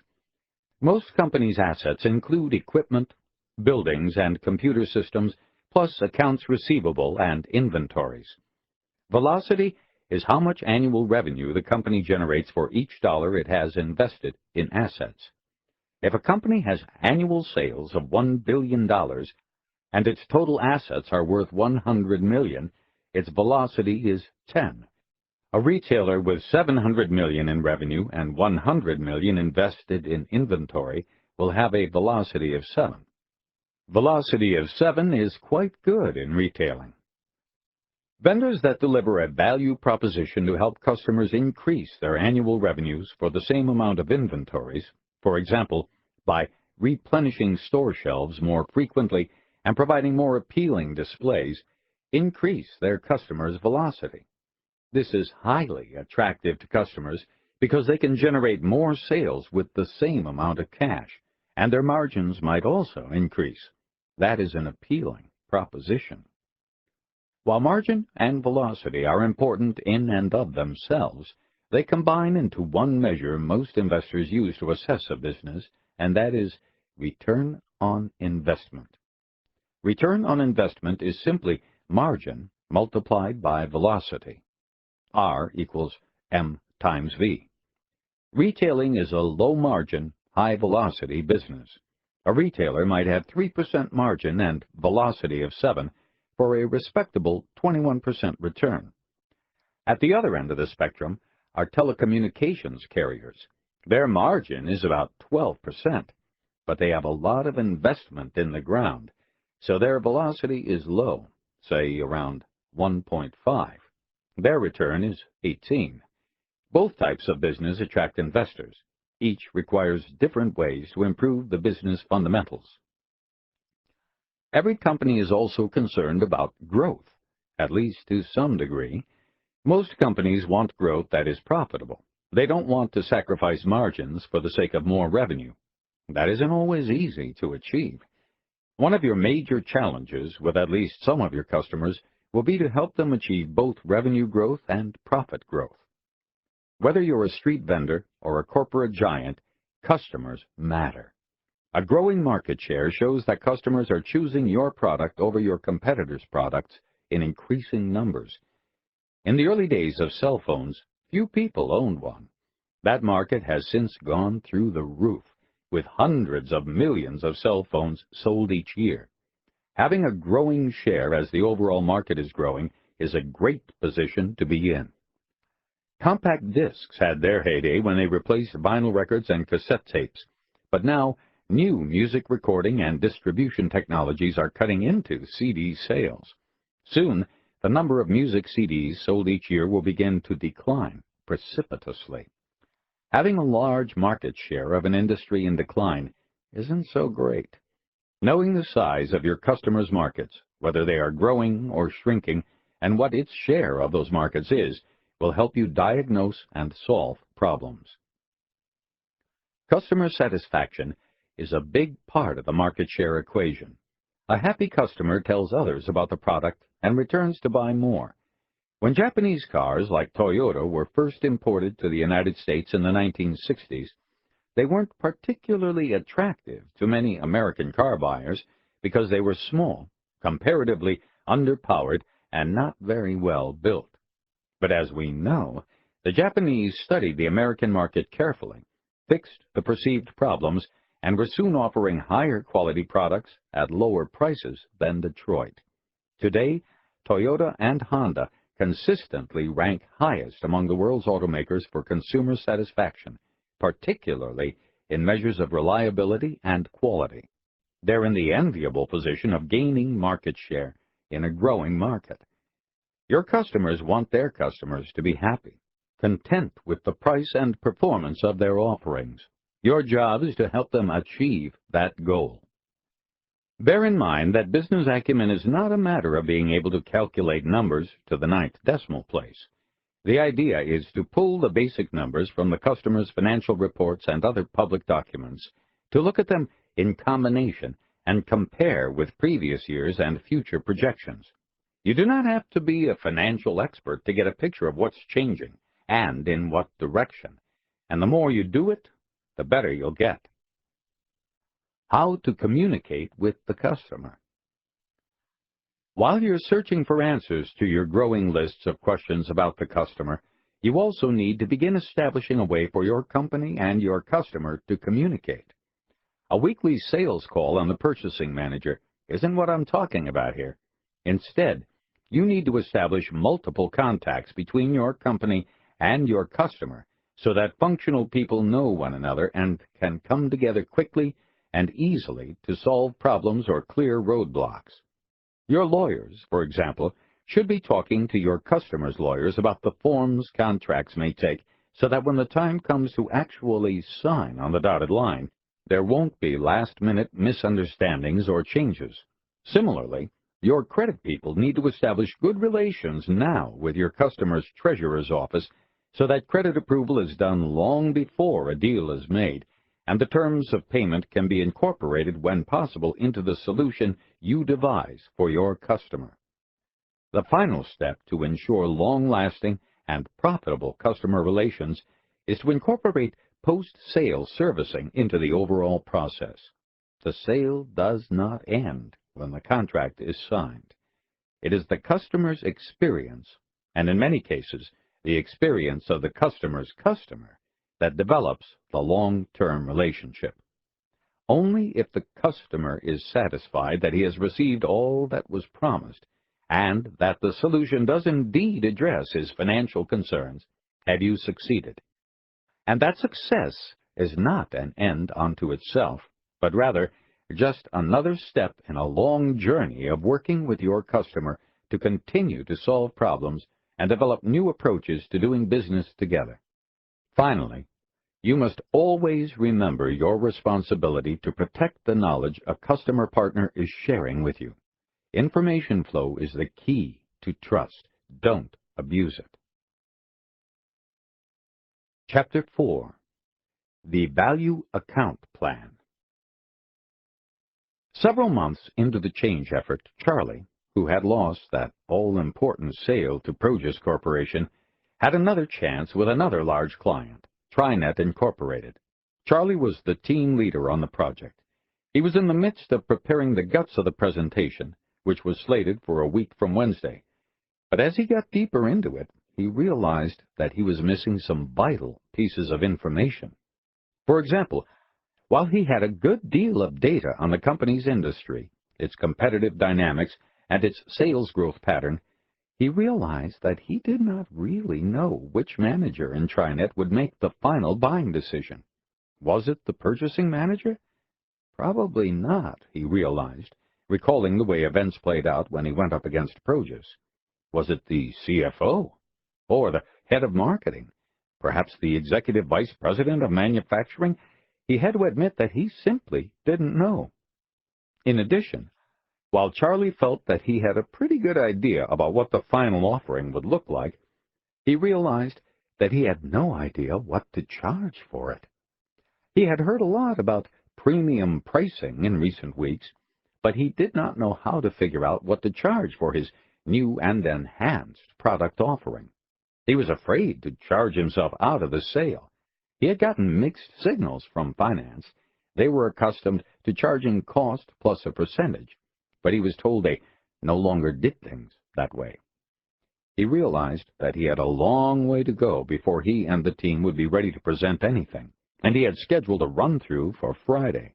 Suddenly, he felt the same kind of panic he felt when he lost that big sale several months back. He realized that things were changing much faster than he realized, and unless he kept up, he would be transformed into a dinosaur in his industry. That realization was followed by another. He wasn't in it alone. He had lots of people in the company he could call on to plug the holes, many of whom had been talking regularly with people at the customer's shop. He also reminded himself that the point was not to make the sale at any cost, but to build rapport with the customer, to develop trust, and to learn more about the business. His nerves calmed as he picked up the phone to assemble the team for some last-minute analysis and clarification. He would then commit to paper a summary of the customer's needs and opportunities and the value proposition Sturgis was prepared to deliver. He would have to be prepared to explain that the value to the customer goes beyond cost reduction to include new ideas for helping the company reach its revenue growth and cash generation goals. The last thing a salesperson needs is more paperwork. But here's a document no company should be without: a Value Account Plan, or VAP. A VAP is the name I use for the document that defines the value proposition and the business benefits the customer can expect to get from it. Those benefits must be expressed in business terms, in quantitative measures such as cost reduction, revenue growth, and cash flow improvement, and qualitative measures such as sustainable market share and brand image. Translating the customer's needs into a unique offering with well-defined business benefits is the crucial distinction between value creation selling and the traditional approach. The VAP provides the roadmap to make that translation and is the central tool of this new approach to selling. A VAP is a template on a computer or on paper that the salesperson must complete with the help of her colleagues in other functions. But it is not something that can be filled out mechanically because it is the quality of the insights that matters. The VAP demands a great deal of thinking. It forces the team to go beyond what they already know and what the customer tells them to define offerings that provide business benefits customers may not realize they need. It prompts the team to collaborate in using the comprehensive information they've gathered about the customer, then to think more broadly about the customer's business and to create a value proposition that helps that business thrive. The mental work that goes into creating the VAP turns the gathering of information into valuable intellectual capital. The salesperson takes the lead in galvanizing a multidisciplinary team to analyze customer information and build the VAP. Once complete, the VAP is the centerpiece around which the company collaborates. It is a shared document that is accessible to the appropriate people throughout your company and thus provides focus and continuity, even if key members of the sales team leave or get promoted. Some salespeople may feel the VAP reduces their importance, but in fact, they have an elevated role in overseeing it, filling it in, and using it to shape irresistible value propositions for their customers. Despite any initial resistance, they will soon find the VAP to be the most useful tool in their drawer. You won't be able to order off-the-shelf software for your VAP. Companies undertaking value creation selling have created their own versions tailored to their customers, their organizations, and their industries. Some have cobbled together their own software applications, while others use a printed form. You, too, will have to create your own VAP. That won't be hard to do once you understand the basic outline of what a VAP should contain and how you will use it. Every VAP should include 3 elements: a concise description or snapshot of the customer, a value proposition, and the benefits the value proposition gives to the customer expressed in physical terms such as improving cycle time by X minutes or cutting inventories by X dollars, and in business terms such as cost, revenue, profit margin, cash, ROI, market share, and brand equity. Customer snapshot. The first of three major components of a VAP is a concise description of the customer. In preparation for the VAP, you will have collected a ton of information about the customer, as described in Chapter 3. That is the raw material for creating the VAP. You should begin by recording the basics: the company's name, line or lines of business, information about the location of headquarters and subsidiaries, and names of senior executives. Then, the intellectual work begins. The salesperson takes the lead by enlisting the help of her colleagues to sift out the important facts to create a clear, concise picture of the customer's total business. The team has to broaden its scope to look at the big picture of the customer's business, its financial picture, competitive dynamics, goals, markets, operations, and its entire value chain. You can't take things at face value, but should do your own creative thinking to discern the reality of the customer's business, boiling it down to the essentials. This is the time to consider impressions and perceptions and make some judgments. If, for instance, you have a customer's financial data for the past 5 years, your own financial executives can analyze them, looking for important shifts. They might see that one customer's shrinking margins, combined with its very high debt structure in a rising interest rate and tight money environment, are pointing to an imminent squeeze on cash. The customer has proclaimed it will be growing fast, but you might conclude otherwise. Another customer might be gaining financial strength and building its cash. You can combine that insight with other information, perhaps noting that the particular market segments the customer has targeted are growing and that competitors are struggling. All of this should be recorded in brief language and used to shape the value proposition. You might have learned the customer's stated short-term and long-term goals. Short-term goals tend to be realistic, and if they're not, they usually get adjusted pretty quickly. But a customer's long-term goals might be pie in the sky, adjusted only incrementally over time until finally it becomes clear that they will not be achieved. That's when the company might make an abrupt move, radically changing its goals and strategic direction. If you track how well or poorly the customer is moving toward its goals, you might be able to predict the possibility of a radical shift. The customer snapshot also should include information about the customer's decision-makers. Decisions seldom are made at one sitting or by one person. You want to ferret out who makes the decisions, what or who influences the decisions, and how they make those decisions. On whose budget in the customer shop will the cost and benefits appear? How is it changing? Is it clear, or do you need to search for additional pieces of the puzzle?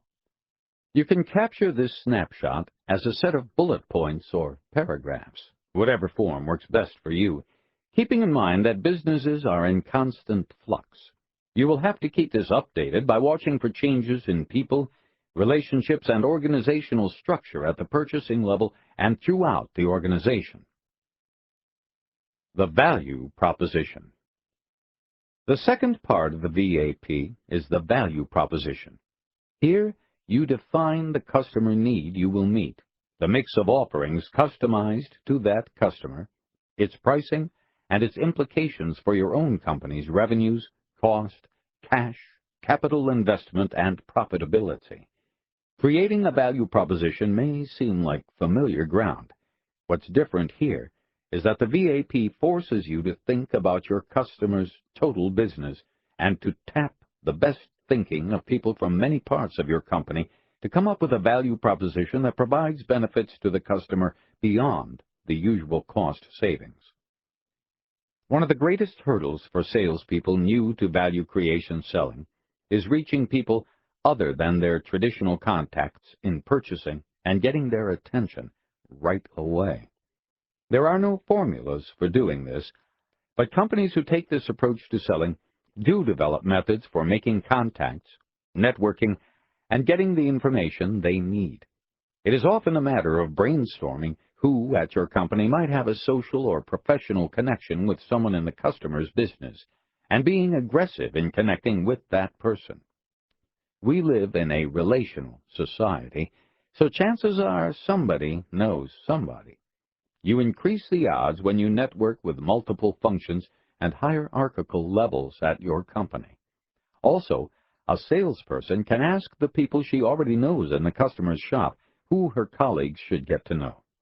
As salespeople and their colleagues find ways to engage in frequent dialogue with the customer, they can use those contacts to create a value proposition that addresses needs and priorities beyond the purchasing department. Say your customer is a consumer goods company that buys packaging from you.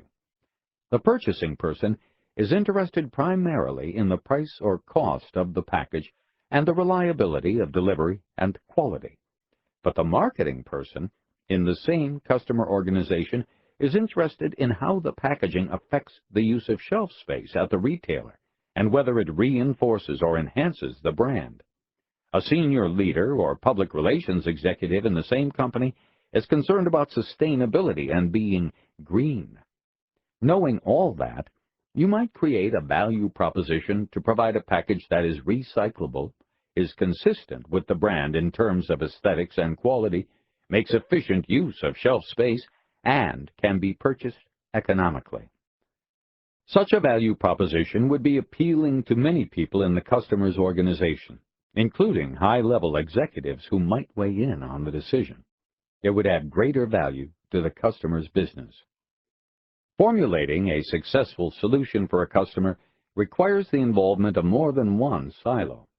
People have to share and debate, particularly horizontally, what is available or possible, and then commit to it. If you are just bundling together existing products, you probably won't produce a real value-creating solution. In fact, if you bundle the products together, the customer often will be able to separate the components and price them separately, then demand discounts. Then you've gone backward.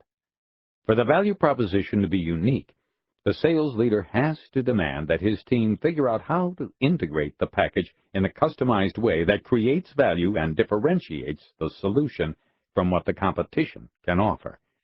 That would make value creation more than the sum of its parts. You also have to figure out the pricing and cost information early on to make the customer benefits concrete and to ensure that the plan makes money for your company. Pricing has to be customized for each customer and for each solution using your company's best expertise. Pricing is where many companies let their sales force down. If the solution is right, you can break away from cost-plus pricing and charge a premium price. A company that is selling value-creating solutions uses value pricing, which is different. Value pricing means you have to calculate the total value to the customer of what you're going to offer. Then you have to estimate, using your best judgment, what the competition is going to offer. What is their ability to have a smart solution, and how will they price it? How does the customer view your proposed solution, and how well does the customer understand the value of your solution? See if that pricing leaves you enough on the table to continue further. Unless you change your approval process for pricing your value proposition, value creation selling won't work. Value pricing demonstrates to the customer that the pie will increase for both his company and yours, and it becomes a matter of determining how to slice the pie. In transactional selling, the salesperson feels responsible for the performance of the product. In shaping the VAP, the sales leader feels responsible for the customer's business outcome. Salespeople may have a psychological blockage about premium pricing. They are used to customers driving hard on price and losing deals because of it. As they get more comfortable shaping value propositions that meet multiple business needs, they will see that premium pricing is indeed warranted, and that customers are more than willing to accept it. Finance people might also resist the concept of value pricing because it requires more judgment than cost-plus pricing. But as your people become adept in defining the business benefits beyond cost savings, it will all make sense. The business benefits. The third part of the VAP defines the benefits of the value proposition. At most companies, sales agents are accustomed to thinking about value in terms of the customer's total cost of ownership, or TCO, which includes the cost of the purchase and any expenses associated with using it. Then they compare that to the potential savings. But this third part of the VAP is built to determine the TVO, the total value of ownership. TVO is an estimate of all the benefits the customer stands to gain, as well as what he might lose if he chooses to go another way. In industries where innovation is occurring rapidly, customers who buy strictly on price, not total value, are at a competitive disadvantage and will fall behind. You must first state the physical benefits of your value proposition. Billing errors are cut in half, for example, or raw material consumption is reduced by 20%. Then you define and quantify all the business benefits of the solution. Some will be quantitative. These will include any cost savings, but also any projected gains in revenue, margin or cash flow, and market share. Other benefits will be qualitative, such as better customer retention and an improved brand image. You have to think through the benefits of your value proposition and be comfortable making judgments about them, bearing in mind that benefits such as revenue growth and brand enhancement are of real value to customers. Say a software supplier can increase the number of sales calls a pharmaceutical company's reps make on doctors each week. Increasing the number of sales calls from 10 to 15 per person per week is the physical benefit. It's what the solution actually does. But if each of those 5 additional sales calls produces an average of $5,000 in revenue, the physical benefit translates into an additional $25,000 in revenue per salesperson per week. Multiply that $25,000 by 52 weeks in the year, and you get $1.3 million. Now, multiply that $1.3 million times 1,000 sales reps, and you discover that the customer stands to gain $1.3 billion in additional annual revenue by using the software. That number is sure to attract the interest of top management. It is a specific benefit to the customer's business that can be quantified and measured over time. The software might also provide some qualitative benefits, such as increased customer satisfaction and improved brand image. All of these would be listed in the VAP and factored into the customer's TVO. Keep in mind that although sales agents can rely on their colleagues for help translating the physical benefits into financial language, they will have to hone their business acumen. Thinking through how a physical benefit will make their customer's business perform better is the crux of their job in value creation selling. They will also be expected to understand the basics of income statements and balance sheets, which were laid out in Chapter 3, Developing Your Business Acumen. Remember that when reduced to the basics, business is largely common sense. It can be learned through practice, preferably under the guidance of leaders whose business acumen is well developed. The fact is, some salespeople are learning it, so we know it can be done. Those who practice using business acumen in creating a VAP will indeed get better at it.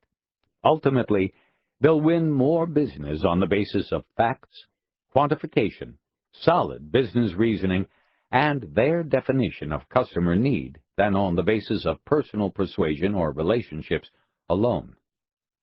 Probing for more information about the customer's business will help you spot customer benefits you might otherwise miss.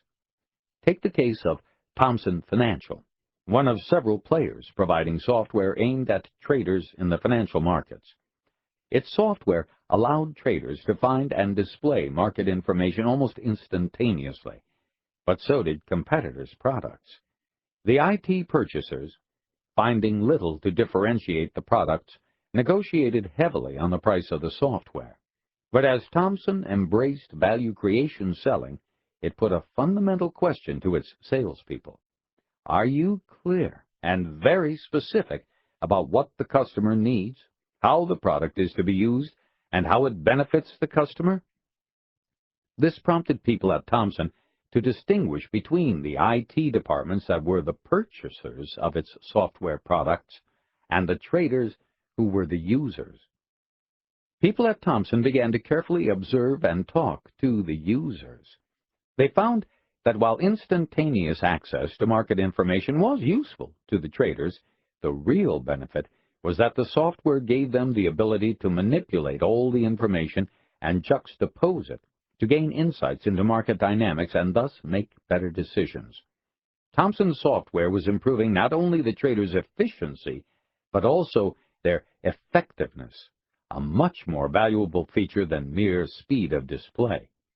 Making better decisions is difficult to measure in dollar terms, but the users know it makes a qualitative difference in their business. You will get even more ideas if you look at the whole value chain, from the consumer or retail chain backward. When Midwest-Vaco did that for its new packaging concept, Nutralock, a tear-resistant paperboard package aimed at replacing the so-called clamshell packages, it identified a range of benefits for its consumer goods customers. Like the clamshell packages, Nutralock would prevent theft, but it would also provide great graphics and was more environmentally friendly. A key benefit, though, fell to consumers. The Nutralock package is easier to open. Midwest-Vaco's solution helps its customers boost revenue because they can provide a package consumers would prefer. Although I've described the three parts of the VAP sequentially, they require you to go through them iteratively. Efforts to define the benefits might push you to learn more about your customer, and defining the benefits goes hand in hand with shaping the value proposition, particularly regarding price. Understanding the TVO is crucial to value pricing. The Midwest-Vaco sales force, working with Coca-Cola, learned that there is value to be gained in the quality of the printing on a carton of Coke. Higher quality printing has a direct correlation with shelf turnover and brand image. If Midwest-Vaco can bring to Coca-Cola a higher quality package, Coke will get better inventory turns and brand image, both of which are measurable. Midwest-Vaco will stand a better chance to get premium pricing on its solution than a competitor. Remember that when the benefits fall on multiple areas of the customer's business, there may be bigger budgets to tap as well. An innovative packaging solution might come partly from the customer's packaging budget, for instance, and partly from the marketing budget, which sees advantages at the point of purchase. Salesperson as team leader. Creating the VAP is a team effort led by the sales leaders, who pull people together from across many functional silos and get them engaged with the customer and with each other. Social relationships between the selling organization and the customer are important, but so are relationships among the functions at your own company. As team leaders, salespeople play a crucial role in shaping them, ensuring that people talk often and openly. In value creation selling, people in many parts of your business are expected to build relationships with their counterparts in the customer shop. The sales leader has to get those people together to share the information they've gathered and help interpret it. As the group pinpoints the customer's needs and talks about what they could offer to meet them, the sales leader must be skilled in drawing out people's ideas and commitments. Each functional silo has its own priorities, budget constraints, and targets, which can become obstacles in providing a value proposition to the customer. The leader has to get people to shift their focus to the common goal of providing an attractive solution, so they are willing to make appropriate trade-offs. When they contribute to the VAP in this way, they are more committed to their role in helping deliver on it. Delivering a value proposition for its consumer goods customers using Nutralock, for instance, required commitments from many parts of MeadWestvaco. First, developing and manufacturing Nutralock took a large, sustained investment, which operations and finance had to be willing to make. Resources had to shift, as did mindsets. Marketing had to support the new product launch, and salespeople had to become consultants to their customers to communicate the value of MeadWestvaco's clamshell alternative. Because the whole thing was revolutionary, everyone had to be willing to work through the challenges in developing it. MeadWestvaco succeeded because a cross-functional team participated in the solution, knew the potential benefits for customers and consumers, and were committed to making it work. They met regularly to measure progress and shift resources to address any problems that arose. It wasn't a matter of sales imposing a solution that operations was expected to deliver on and finance was supposed to fund, and later discovering roadblocks in those areas. To a great extent, you're doing in your own shop what you've also been doing in your customer's shop, learning as much as you can about the operation, the problems, and the people. You're sharing information about the customer with people throughout your company and getting their reactions and thoughts about how the relationship between the two companies can be improved and what can be done to help the customer. That's not to say that you won't encounter obstacles in working on the VAP. Someone may well say that something can't be done, when in fact it can. The sales leader has to be the advocate for the customer, clearly visualizing what the solution could look like, pushing others to do the same, but at the same time listening to the real-world constraints others identify. That's why the team may have to go through iterations, revising the value proposition based on ongoing dialogue with the customer and people back home. As people work together on the VAP, pooling their expertise about what is possible and generating ideas, they improve their social relationships, enhancing the coordination and flow of information throughout the company. All the people within your company who take a hand in analyzing the customer, diagnosing his problems, and crafting the solution become part of the sales team. At a financial company, you're drawing on your experts in mergers and acquisitions, derivatives, and the like to shape an offering for a client.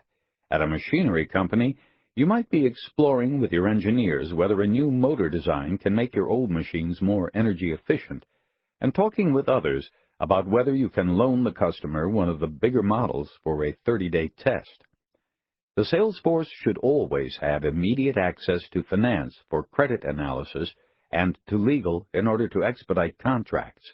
The aim is to always move faster than the competition in meeting customer needs. EDS maintained a dashboard of key items on 400 customers 24/7. The customer could directly log a complaint, and EDS would immediately seek the cause and fix it. The sales force could devote its efforts to selling problem resolutions. Of course, if there is no internal structure for dealing quickly and thoroughly with complaints, the dashboard won't work. Similarly, as you open the dialogue on the customer side, you will get some of the same benefits. Often in preparing the VAP, you have to go back to customers to clarify their needs and get more insight into how you can translate those needs into business language. There will be lots of back and forth to answer questions and test out ideas. When you're working toward the customer's best interest, they will find this involvement helpful, not harassing. The more you can demonstrate that you're engaging them as a partner in defining their need and shaping a solution, and not just dumping the solution on their desk, the more open the interaction will become. The social structure between your company and the customers, and maybe even within the customer's organization, improves. The VAP becomes increasingly detailed and accurate, and your customers become a great source of ideas and innovations that will fuel their and your continued growth. It takes time to build the trust and two-way flow of information that are your ultimate goal. In your first attempts to do a VAP and the various forms it might take, you may be working without your customer's collaboration. But regardless of whether your customer is an active participant, you need to be the leader who pulls together the relevant information and people to complete the VAP to be presented to your customer. What you're striving for is an organization that does what Wick Jones used to do personally. You've probably never heard of Wick Jones, but in the packaging industry, he's something of a legend. When he ran R.A. Jones Company, the family company he inherited, he used his personal relationships with customers and knowledge of his company's capabilities to forge unique solutions that kept customers coming back, at times even pleading for more.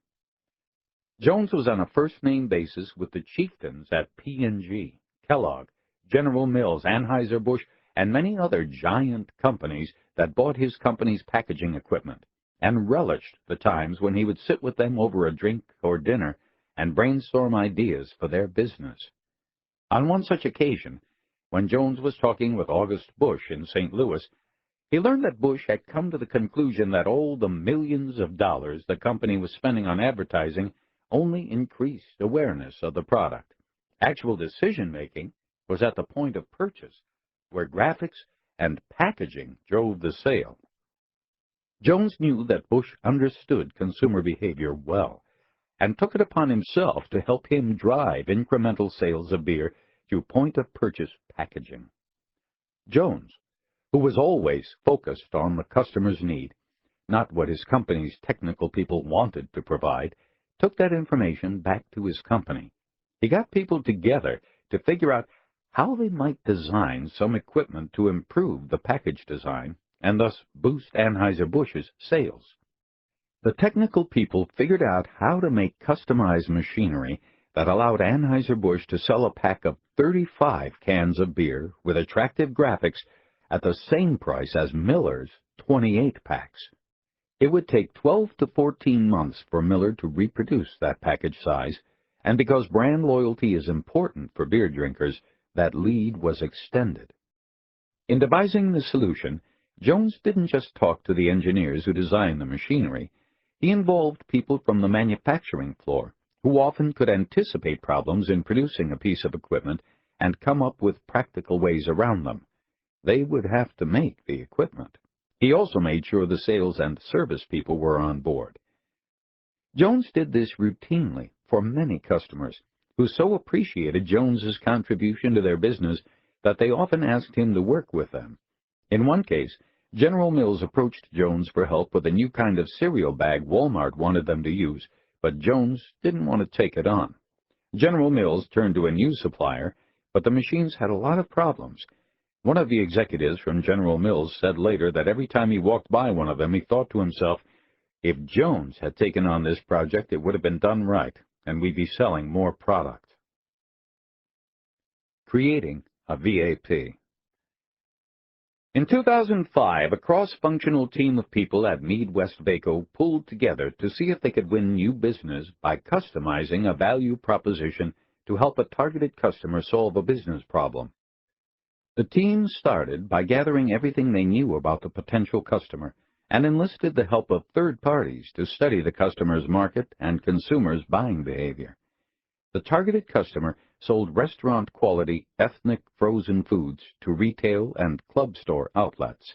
It was a mid-size niche player competing against some very big players, such as Nestle, Conagra, and Tyson, differentiating itself on the basis of the quality and freshness of the ingredients it used. It had developed a distinctive packaging design to reinforce its premium positioning and pricing. But some of the packages were getting damaged after delivery to the supermarkets and couldn't be sold. The rate of unsaleables was rising, and one of the biggest chains was threatening to reduce freezer space. Waste and cost were not the only problems posed by unsaleables. A study Midwest-Vaco commissioned to examine consumers' reactions to damaged goods in a retail environment found that shoppers would pass over the damaged packages most of the time, and worse, that the images of the product, the customer's brand, and the retailer were negatively affected. That study was just part of the extensive research MeadWestvaco did. MeadWestvaco also made a thorough assessment of the frozen foods industry, breaking it down into segments and making growth projections segment by segment based on historical trends. MeadWestvaco found, for instance, that while the frozen foods market overall was not growing much, the ethnic foods segment, particularly at the premium end, was. The customers stood to miss this growth if it couldn't stem the rise of unsaleables. MeadWestvaco also did a breakdown of the customer's money-making. Specific numbers were not available because the customer was privately owned, but the team extrapolated from similar companies in the same category to estimate costs, inventory turns, and margins. MeadWestvaco used its research to demonstrate that it understood the customer's business problem and then solved it. It created a package using a specific kind of paperboard called Coated Natural Kraft, CNK, which could take on high-impact graphics and still had the structural integrity to prevent package damage. Those characteristics met the customer's physical needs, but the team at MeadWestvaco knew that wasn't enough.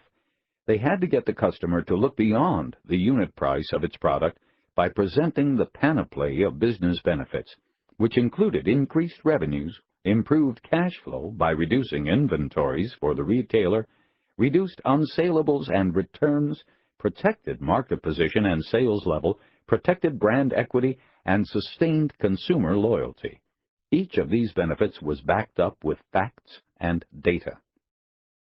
All of that became part of the VAP that guided MeadWestvaco's selling efforts.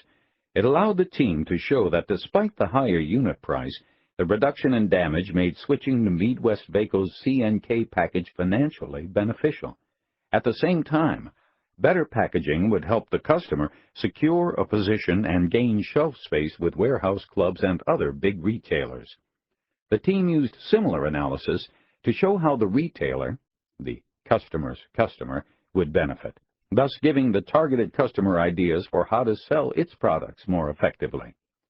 Getting the customer to focus on revenue growth, not just cost, was a major shift in thinking.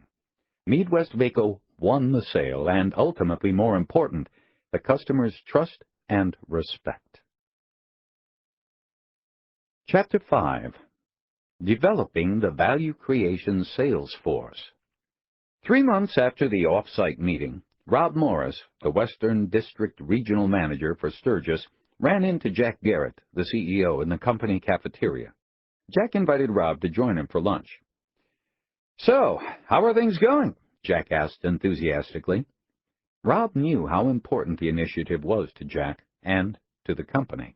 He avoided eye contact when he replied that the transformation wasn't going all that well.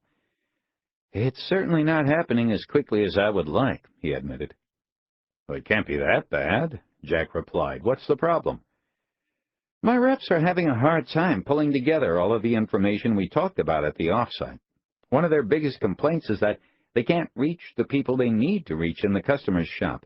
Their primary contacts are fighting them tooth and nail, trying to keep control of the buying process."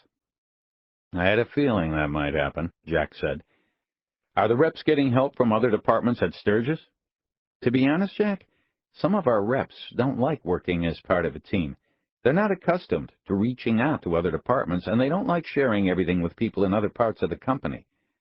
But most of them are coming around," Rob continued, "in part because they're realizing they can't complete a VAP without help.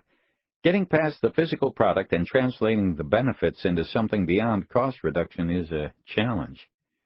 "That's the toughest part," Jack acknowledged. "But it's central to their job. This kind of selling is a big shift, and it'll take practice, but it's a shift they have to make. They've got to work at it. That's why I'm planning to raise the level of training to certification level." "What do you mean, certification level?" Rob interrupted. "I mean they'll have to pass an exam at the end of the training program." "That's not going to go over well with many of—" "Rob, we don't have a choice," Jack said sharply. "And time isn't on our side. Every day we do things the old way, we lose an opportunity to differentiate ourselves in the eyes of our customers. That's a prescription for failure. We have to change, and do it quickly, or we risk being made irrelevant in the marketplace. We've got to face up to the fact that it takes a different mindset and different skills to do this. We can provide support, but we've also got to be prepared to sort out the people who can't make the transition. You're right. You can count on me to help get the urgency across. I'll do whatever it takes to win, Rob said emphatically. I know, Rob, and many thanks. Suspecting that other regions were facing similar issues, Jack quickly arranged to meet with Susan, the executive vice president of sales. Susan confirmed that the Western region was struggling, but she also had some good news.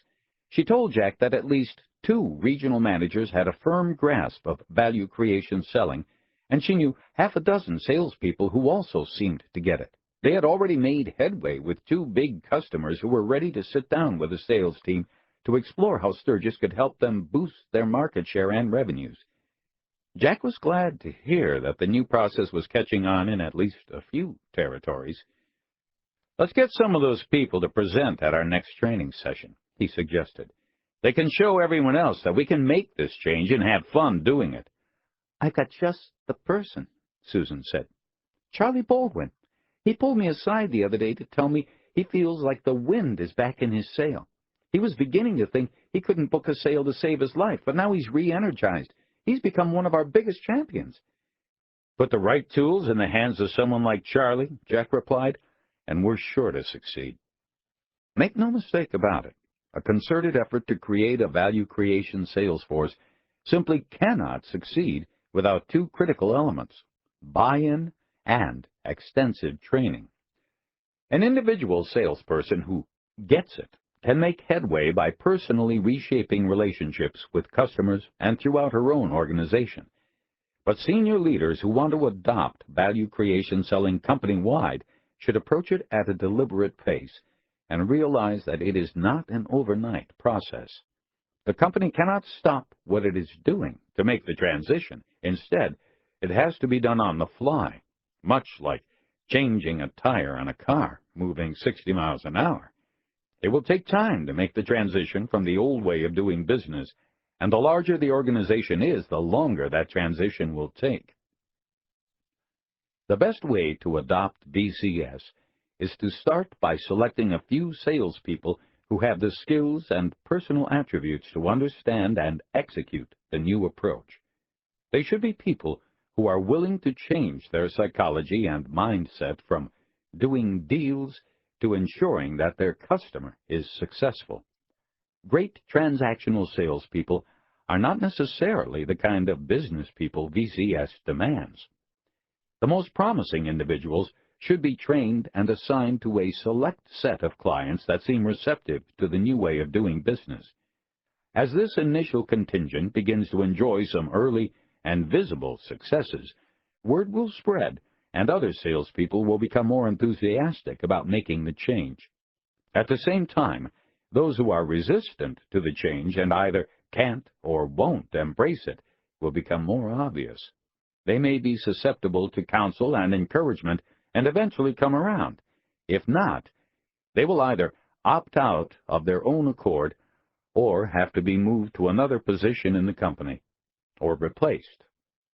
Companies that have undertaken VCS find that anywhere from a third to a half of their original sales force can and are willing to do value creation selling.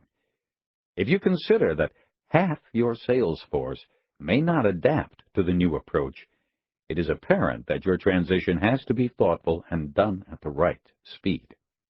It goes without saying that sales managers must be enthusiastic supporters of the transformation, and they too must learn new skills. Other functional leaders must change too, demonstrating their own enthusiasm and willingness to collaborate with the sales force. The right stuff. Value creation selling does indeed require a new breed of salesperson, and you should take the time to clarify what traits and skills the new breed should have.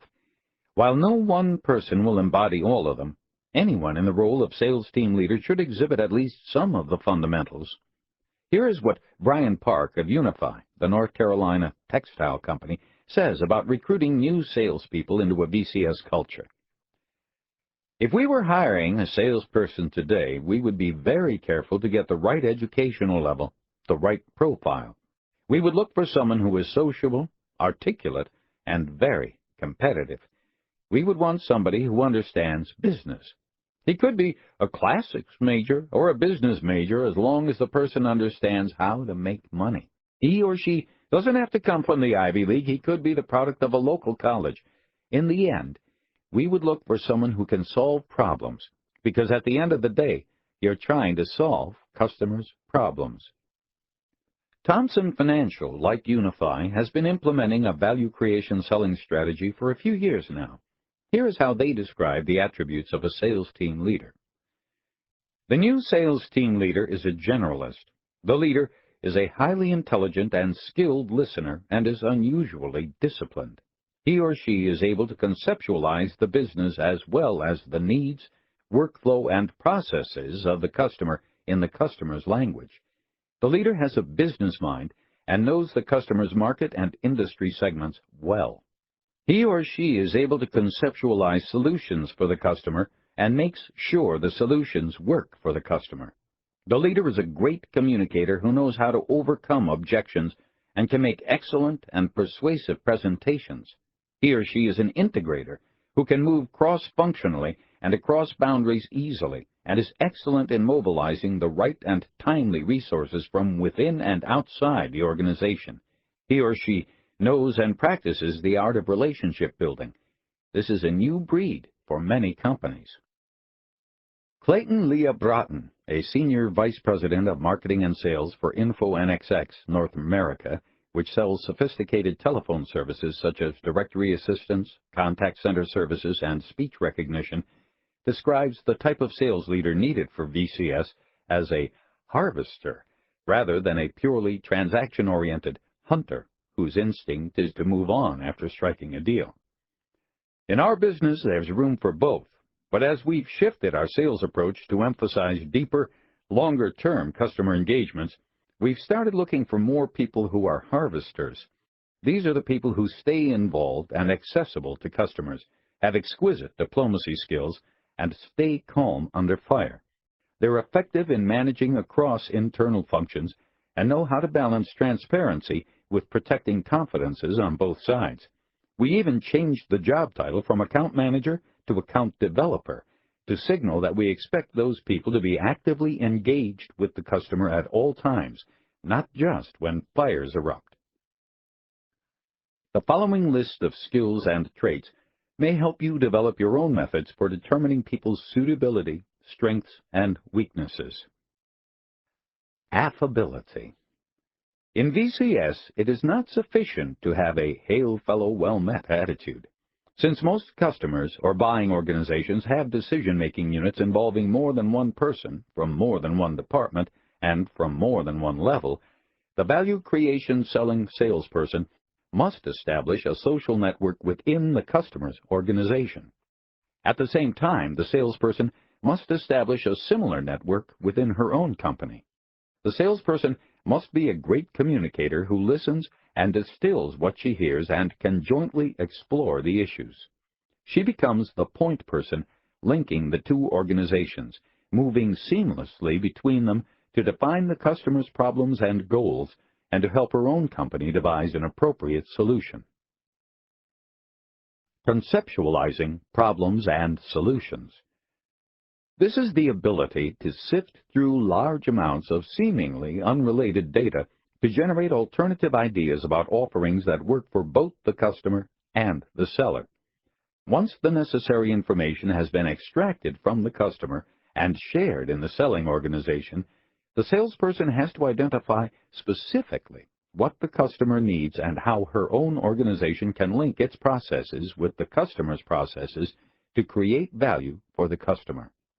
The salesperson must think creatively to come up with an offering that has demonstrable, concrete benefits for the customer, but at the same time earns an appropriate profit and beats the competition. leadership. Not to be confused with personal charisma or heroic efforts, the kind of leadership the salesperson needs to demonstrate is the ability to manage a team of people over whom he has little or no hierarchical authority. There will be instances, for example, when members of the sales team outrank the salesperson. The leader cannot be intimidated. This leadership ability may not be easy to spot at first, but it will become evident over time by how the team is built, how the sales leader conducts the dialogue, how frequent and productive the meetings are, and how she seeks and obtains collaboration. A leader should be able to facilitate dialogue between the seller and the customer, and get others involved to suggest ideas, devise solutions, and make decisions faster, better, and deeper than the competition. That must be done while keeping profitable revenue growth in sight. Lone wolf salespeople often have trouble leading a group effort. Tenacity. The type and depth of customer information necessary for VCS is not easy to obtain. While some information can be derived from published documents and databases, the most important information comes from multiple levels of the customer's organization and from the customer's customers, who often cannot clearly articulate their own needs or goals. Extracting that kind of information takes extensive effort and time. Not all salespeople are willing to accept the delays. Even after a lot of information is extracted from the customer, it must then be distributed and analyzed back home, where you'll discover you need even more. The process of gathering data and going through iterations of the value proposition can seem never-ending. Salespeople must have the patience and tenacity to keep driving the team and the process. Business acumen. The most difficult aspect of VCS is understanding the customer's business and its processes, all expressed in the language of business that I discussed earlier. Salespeople should be able to dissect a profit and loss statement, a balance sheet, and the relationship between them and feel psychologically comfortable doing that. You may have to create internal courses to teach these skills. Further, because the kind of information needed to create a value proposition resides in different places within complex, fast-moving organizations, the person must be familiar with the basic language of various departments. Training from the top. Making the transition to VCS requires new behaviors as well as specific new skills. Training is essential. Representatives from various support functions, particularly finance, legal, marketing, and product development, should be trained, but by far the greatest need for training will be the sales force. Ideally, training the sales force will start at the top, beginning with the Executive Vice President of Sales, or whoever has the equivalent title. He or she must demonstrate the ability to extract information, complete a VAP, and formulate a solution. After that, training proceeds down to the level of regional sales managers who have to gain expertise as well. They should be prepared to shape value propositions around a broad set of business goals so they can spread the pilot program throughout the company.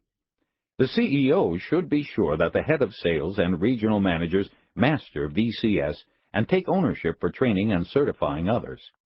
Tying a sizable portion, say 40% of their incentive pay to implementing VCS, can ensure those leaders take it seriously.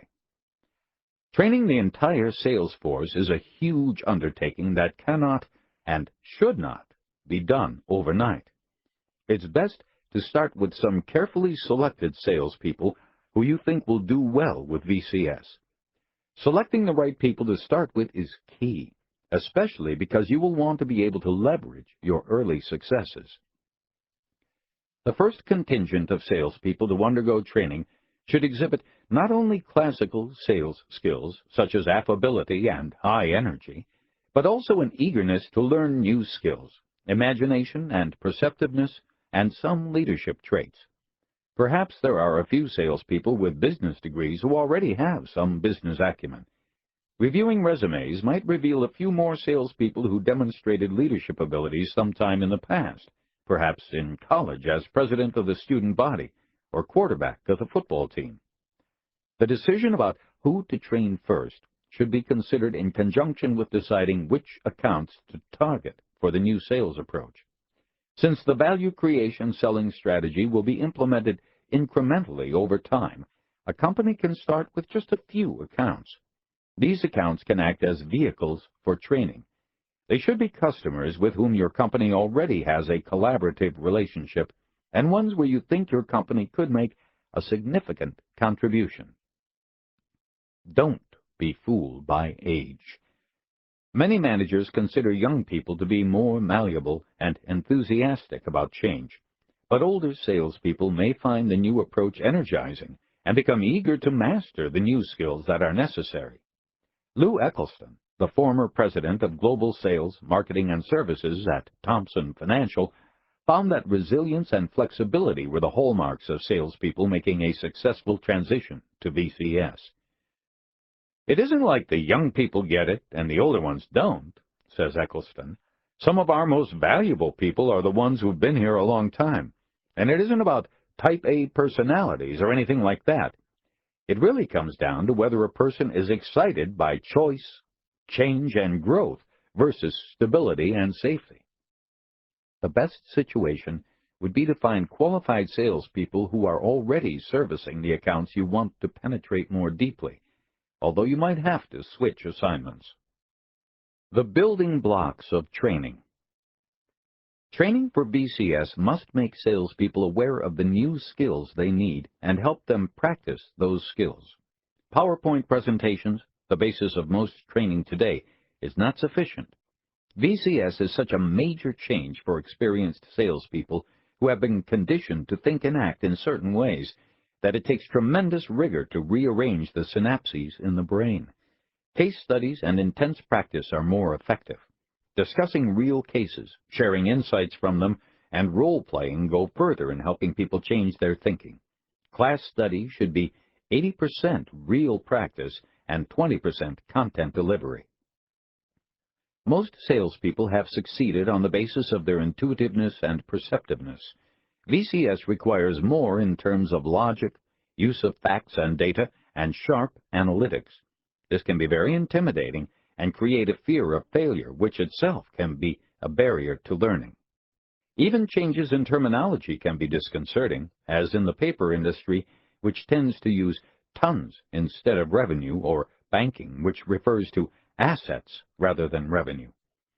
Assurances that these concepts are not difficult to master may allay some worries, but in the end it is the actual mastery of the content that builds confidence. People need support and guidance as they make these sometimes difficult shifts. When UniFi set out to implement its profit growth initiative, which is its name for value creation selling, the sales force was intimidated. At first, it was a struggle just to get salespeople to talk to us in training sessions, recalls Ben Holder, UniFi's CIO, and the executive who headed the transition training. They were terribly nervous. In the first few days, some of them couldn't even speak without their voice trembling. It was very unnerving sitting before the entire executive group and talking about your customer portfolio and book of business. To break down the fear and reassure the salespeople, Holder asked them first to do a basic profile of their favorite customer using simple, easily obtained information, and then present it to the senior executives and salespeople in the training session. That's when things really began happening, Holder says. When someone made his presentation, you could see a blueprint emerge of the guy's ability. Without realizing it, he's telling you how he thinks, how he sees the customer, even how he sees the world. Getting financial information about each customer was one of the most difficult things for the salespeople, but we never ran into a situation where we couldn't get the information. In some cases, it was as simple as asking. Sometimes we had to check the credit agencies, and sometimes we checked with other companies. It was helpful, too, just to know what kind of machines they had in their shop. That told us a lot about how much and what kind of materials they were buying from our competitors. It tells us what they can produce, and we know the cost of the garment or product they make, and we can multiply that by the capacity of the machine. While gathering the right information was an initial challenge, The biggest change of mindset came in doing the analysis of the customer's business, Holder says. They had to use finance and data analytics to build a business plan, a VAP in the parlance of value creation selling. The sales force had worked off gut feel for so long that the whole concept of putting data onto that gut feeling was alien. We created a context for them by showing them that we play in a certain market and that our customers play in other markets, but that they're two different worlds running in parallel. We had to get them to understand the world in which we operate, in which we have competitors, and we had to quantify the nature of those competitors with hard data. It was no longer acceptable to talk about your customer without talking about your customer's customers. What we wanted in the end was for them to be able to look at their business plan and explain to us what the competition in a given market is, what the obstacles are, who they need help from within the business, and what the market response may be. The training sessions brought together a broad array of UniFi's executive core with the sales force. Brian Park, the UniFi CEO, attended every training session and made it clear to his other executives that if the training was his most important priority, then it should be theirs, too. The effect on the rest of the company was amazing, says Holder.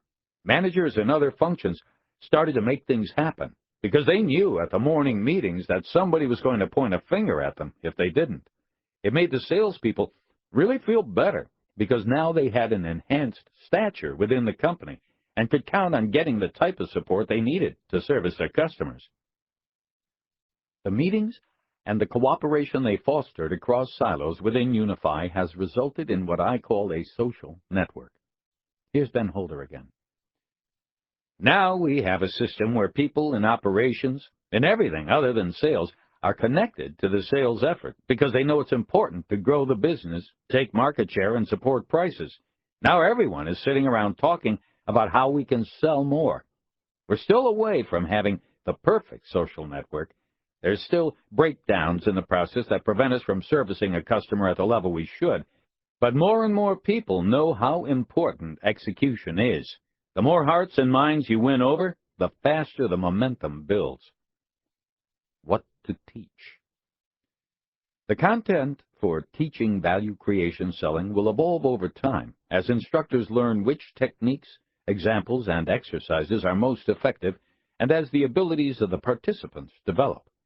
Over time, as VAPs are formulated and presented to customers, there will be a pipeline of real-life examples that have not yet been accepted by the customer.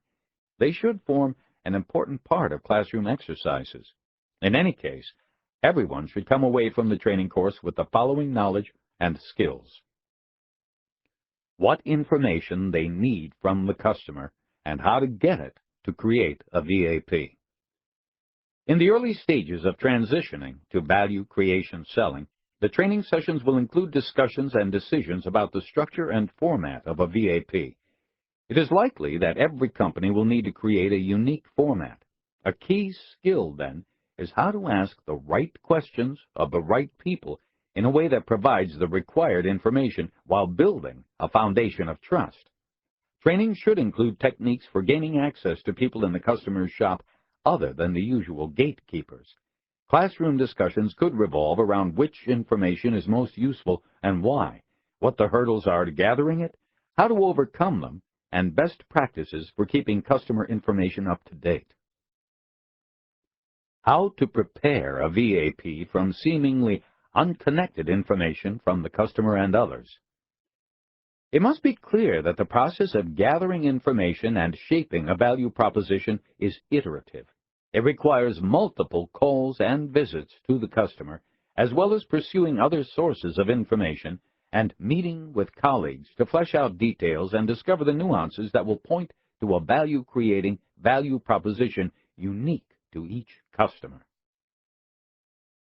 How to collaborate with and foster collaboration among various people in your own company. Remember that VCS is a team sport.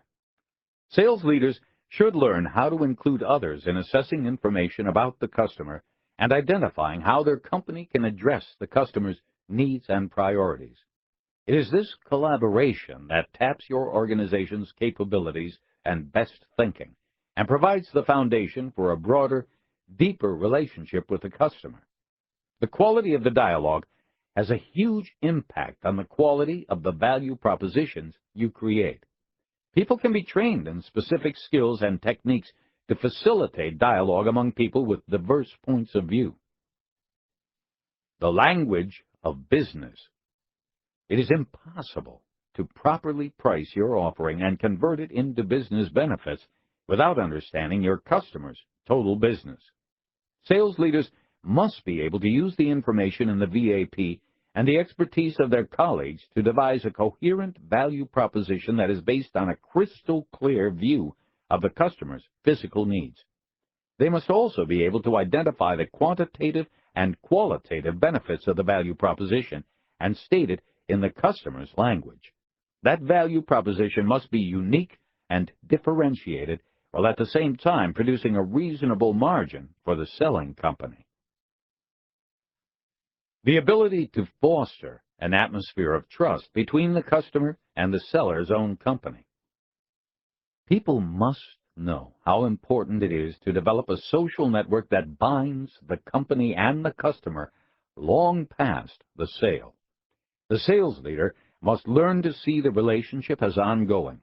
The initial presentation of a value-creating proposition, for instance, is just the first step in the iterative process of gathering and incorporating information to sharpen and refine the value proposition. The concept of TVO. Salespeople need to master ways to express not just the cost reduction in the customer's shop, but also the benefits that accrue to the customer in terms of revenue growth and margin improvement. In addition, they should be able to quantify, when appropriate, the gains in brand equity, market share, and cash generation. This is a critical area of training, and each person needs to be tested at the end of the session to ensure that he or she has mastered the material. Those who score poorly in the test should receive additional instruction until they can demonstrate proficiency. In my observation, those who succeed in this area will have a very high probability of business success. They will be able to create winning value propositions. Make training come alive. Learning VCS requires repetitive practice with hands-on exercises in which the data is incomplete, messy, and sometimes confusing, just like the real world. As UniFi's experience demonstrates, the training process has to be highly interactive. Material that would ordinarily be presented as a lecture should be provided in writing for the class to read ahead of time. Class time itself should be reserved for discussing the ideas in the written material and ways to apply them to different situations. Extended question and answer periods will give instructors time to discern where people's understanding is getting blocked and what the participants' psychological hang-ups might be. Most salespeople and most people working in functions other than accounting and finance do not know how to dissect a balance sheet or profit and loss statement. They also may not be familiar with the concepts and terminology of other aspects of the customer's businesses, such as marketing, operations, and research and development. And they won't be skilled at analyzing markets, competitive conditions, and industry trends. But those areas are all teachable in exercises in which instructors take the trainees through real-life situations involving actual customers. Participants in the training course can work on computer terminals and in small cross-functional groups to learn how to extract the necessary information from documents and databases, see where gaps exist, and understand how to complete a VAP. As part of a cross-functional team, participants can instruct one another in their various specialties, creating bonds that will be useful later when a sales team has to work together. Through practice, they also get more comfortable dealing with ambiguity and doing multiple iterations of the customer information and value proposition. Instructors should oversee those cross-functional exercises, both to monitor whether the learning is taking hold and to watch for participants who are either too assertive for effective team play or too reserved to make a useful contribution. Some time should be set aside for individual tutorials, one-on-one coaching, and questions a participant might be embarrassed to raise in a group. For the most part, instructors should be the company's own executives. I believe the best training will come from the company's senior leaders, particularly the CEO and CFO. Not only can they explain the essential concept, how the customer makes money, but they can also evaluate the sales force, looking for strengths that can be built on and probing for weaknesses that must be fixed. But lower-ranking executives can also be effective instructors. They will share a common ground with and already know the salespeople and functional representatives. They can explain concepts using anecdotes and analogies drawn from a common experience, and they will be more easily available to the trainees who have questions or are seeking individual tutorials. That core instructional staff can be supplemented with invited guests. These might include executives from customers' organizations or people who have particular expertise or best practices to share. Academics or consultants can be brought in to teach highly specialized subjects. Visits by executives from the customer's shop or by salespeople from other organizations where value creation selling is already being used are particularly valuable in training. Wall Street firms, for instance, already use value creation selling, whether or not they call it that. Each guest session should be scheduled for at least 90 minutes, with 20 minutes for the guest to describe his or her role or experience, and the remaining 70 minutes devoted to questions from the trainees. When inviting executives from a customer's organization, it is especially useful to have two people attend. One who is someone the salespeople see or interact with regularly, and another who represents a function that salespeople often do not see, such as finance or operations. Executives in the second category can be extremely helpful in explaining how to convert a physical value proposition into the customer's business language. Training through apprenticeship. We all learn from our own school experience that once the classroom sessions end and we graduate, the real work begins. Implementing value creation selling is no different. Much can be learned in the classroom and practiced under the watchful eye of an instructor, but in the end, only real-world experience will test and improve people's skills. This is truly learning by doing, which is why I call it an apprenticeship. There will be frustrations, questions, and disappointments as sales leaders and their functional team members begin to apply VCS to their everyday work. An apprentice generally works under a skilled craftsman. In value creation selling, the skilled people with the most knowledge about how to convert a company's offerings into a value proposition are the CEO and the CFO, or business unit managers who have P&L responsibility. They have the breadth of experience and the deep understanding of the company's cost structure and technical abilities that permits them to come to the right conclusions about what the company can offer to a customer and at what price. The apprenticeship system works best with regular, focused practice.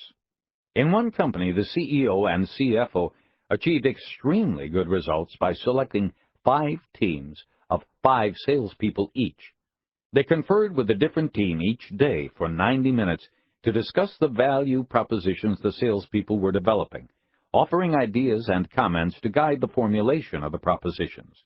In 5 weeks, that is, 5 meetings with each team, the CEO and CFO found that not only were the salespeople becoming more adept at coming up with ways to create value, they were also working together as a social network to help one another. During the 5 weeks of apprenticeship, the senior executives could see who got it, who could get it, and who simply couldn't adapt. Not every CEO and CFO can devote that much time to the training effort. Making themselves available to the sales leaders and teams from time to time to give advice and counsel is, however, a huge opportunity to make the company customer-centric. The CEO and CFO can offer advice in formal meetings when their schedule permits or in telephone conference calls. Communicating successes. If you've trained the right salespeople and chosen the right customers to start with, you will likely have some early successes. It's important to let people know about them. Success begets success by raising morale and persuading skeptics that the new approach really will work. Most companies can turn to their corporate relations department to create the necessary vehicles for communicating success, but I recommend some special tools that can be very effective. A corporate-wide webcast that tells the story of how a sales team approached a customer to extract information and design a value proposition is both entertaining and informative. A section of the corporate website can also be used for a weekly posting of tips and techniques that the sales teams have picked up. Or try holding a quarterly or semi-annual value creation selling fair that uses exhibits to tell the success stories of various sales teams. And of course, it's always beneficial to see success rewarded by promotions, pay, and other forms of recognition. Measuring progress. You have to realize that implementing value creation selling is a lengthy, arduous, and expensive undertaking with obstacles along the way. Reorienting the sales force is likely to be the first and biggest obstacle. A conscientious effort to foresee problems and correct them before they spin out of control will ease the path considerably. The first, and likely the largest problem, will be ensuring that the sales force has the ability to convert the physical value proposition into quantified benefits stated in the customer's language. Value creation selling has a longer cycle time than the traditional approach to sales. That cycle time means salespeople don't get to practice their financial and analytical skills very often. The remedy is frequent testing and training aimed at identifying and fixing weaknesses in those skills. A second common problem is that most salespeople have been functioning as solo operators. Under value creation selling, they will be thrust into a much more collaborative role as leaders of their sales teams. They may find it uncomfortable and disconcerting to be responsible for gaining the cooperation of other functions without having direct hierarchical authority over them. Of equal concern is that the salesperson who functioned best as a solo operator will lack the skills to analyze the customer's organization, pinpoint the locus of decision-making, and reach the right people in the customer's power structure. A common fallacy among sales team leaders is that the right people means the topmost executive the salesperson can reach, rather than the decision-maker or decision influencer who may be relatively low in the customer's hierarchy. Finally, some salespeople may be effective in obtaining information from and about the customer, but they may not be able to translate that intelligence into useful terms within their own organization. Focused training for those individuals can help them articulate information more clearly to the sales team. Over time, your training programs will become more formalized. At that point, you can implement a certification program for the sales force that includes a formal test at the end of training to ensure that each person understands the concepts and methods of value creation selling. Traditional sales organizations use only a few simple tools to measure how well their sales force is performing. Measuring the success of a VCS sales force is a more complex undertaking, but there are numerous ways to measure how well the sales force is adapting to VCS. Because value creation selling emphasizes the creation of social organizations within the selling company and between the seller and the customer, you need instruments that measure how well those social organizations are operating. Feedback from customers through surveys and interviews is critical in assessing sales teams and their leaders. The sales force itself needs to understand the causes of both successes and failures. A success ratio can spark discussions within the sales force about why they won or lost, with particular emphasis on the failure to get an order when their price was the lowest and success when it was not. Another, more subtle tool would measure a salesperson's ability to diagnose the customer's decision-making processes and identify the decision makers, or the depth of interaction between your company and the customers. Survey questions could also probe the extent of interaction between your sales force and the front end of the customer's company to gauge whether salespeople are learning about the customer's customer. It is equally important to measure the internal processes that are vital to value creation selling. You should measure how well information and intelligence are being transferred within your company and the sales team's knowledge of product and service offerings. Measuring the amount of face time the sales force has with customers will show the efficiency of sales support. Periodic self-evaluations by the sales force also provide insight into their skill and comfort levels in creating value propositions that get a premium price. Following are some suggested metrics and mechanisms for tracking the progress and success of a VCS strategy. Measures done through surveys should be simple and not require the creation of a bureaucracy. They can be brief because they will be administered as often as every quarter, but at the same time they must be designed to plot progress. Share of the customer's wallet. This is without doubt the single best metric for measuring success, even though it is sometimes hard to obtain and often suffers from a time lag. Increased revenue is a key statistic, but so is improved margin, which will show whether you are able to get premium pricing.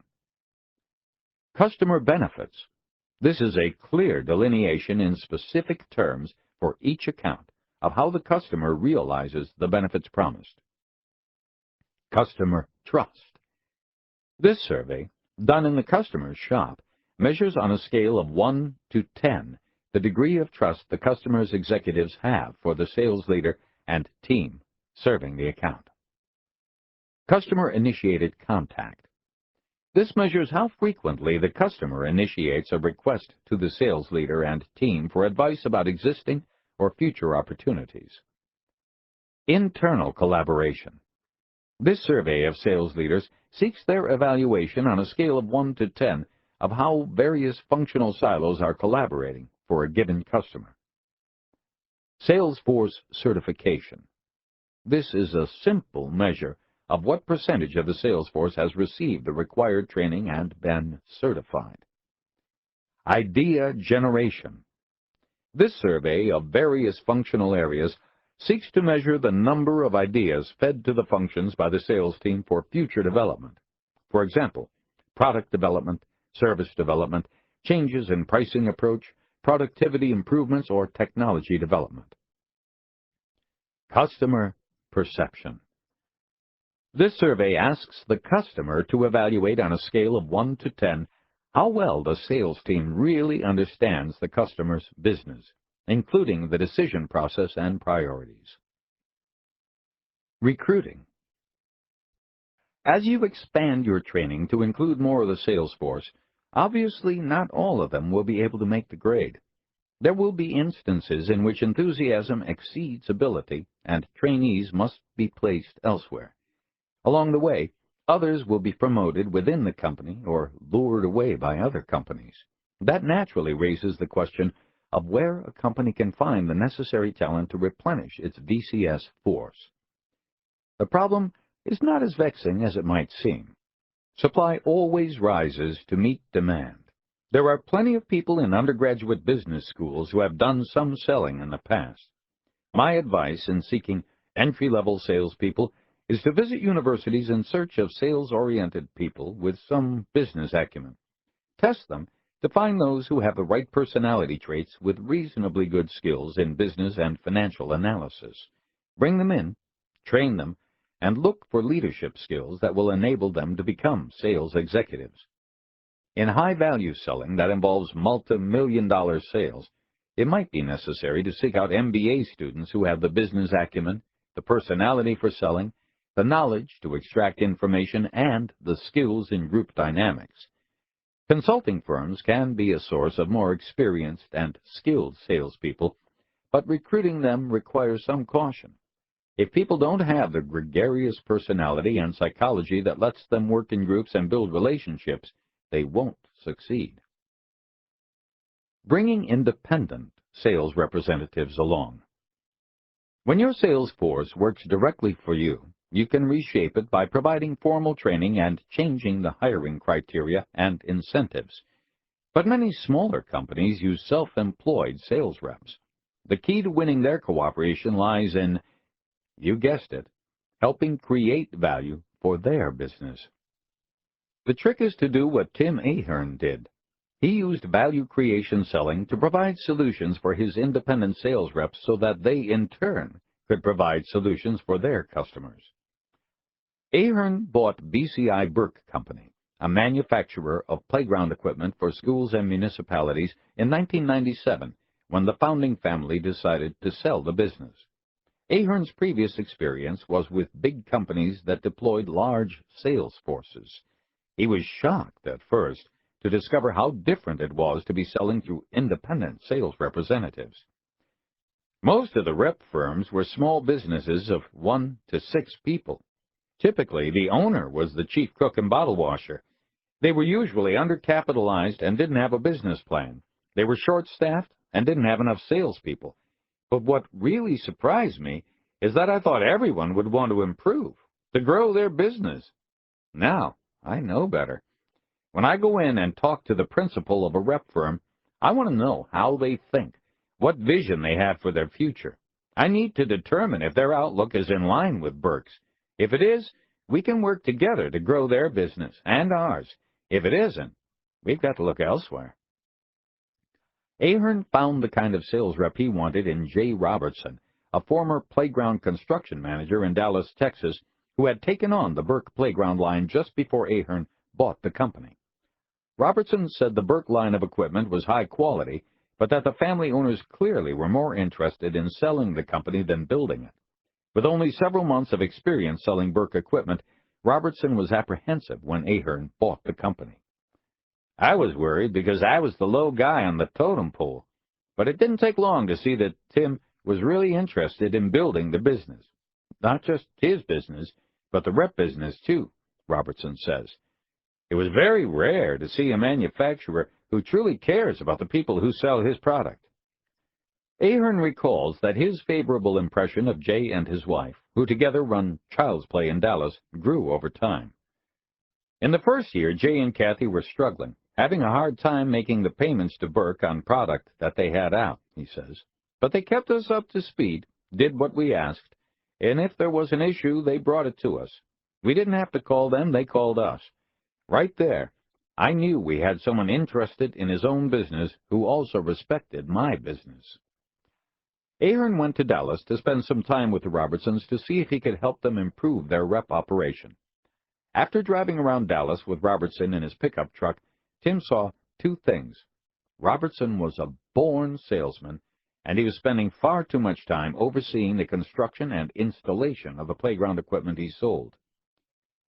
"What's preventing you from doing more selling?" Ahern asked. "I have to spend all my time making sure the installations are done right," Robertson said. Ahern, using a classic value creation selling approach, kept asking Robertson questions about his interests, how he managed his time, what he wanted his firm to become, until Robertson saw the solution to his problem.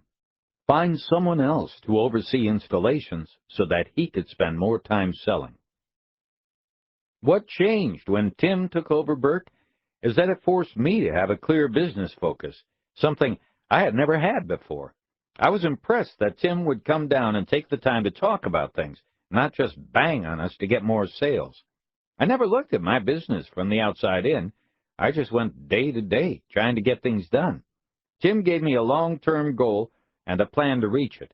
He helped me see what was important, what I was doing wrong that I could fix, and what I was doing right that I could do more of. Ahern downplays his role in the transformation of Child's Play. "All I needed to do was just water the plant and get out of the way," he says. Since 1997, Jay has grown 1,000% in sales volume in a predominantly flat industry. We're a relatively humble and small business, but when you see that kind of growth pattern, you know you've got a rep who knows what he's doing.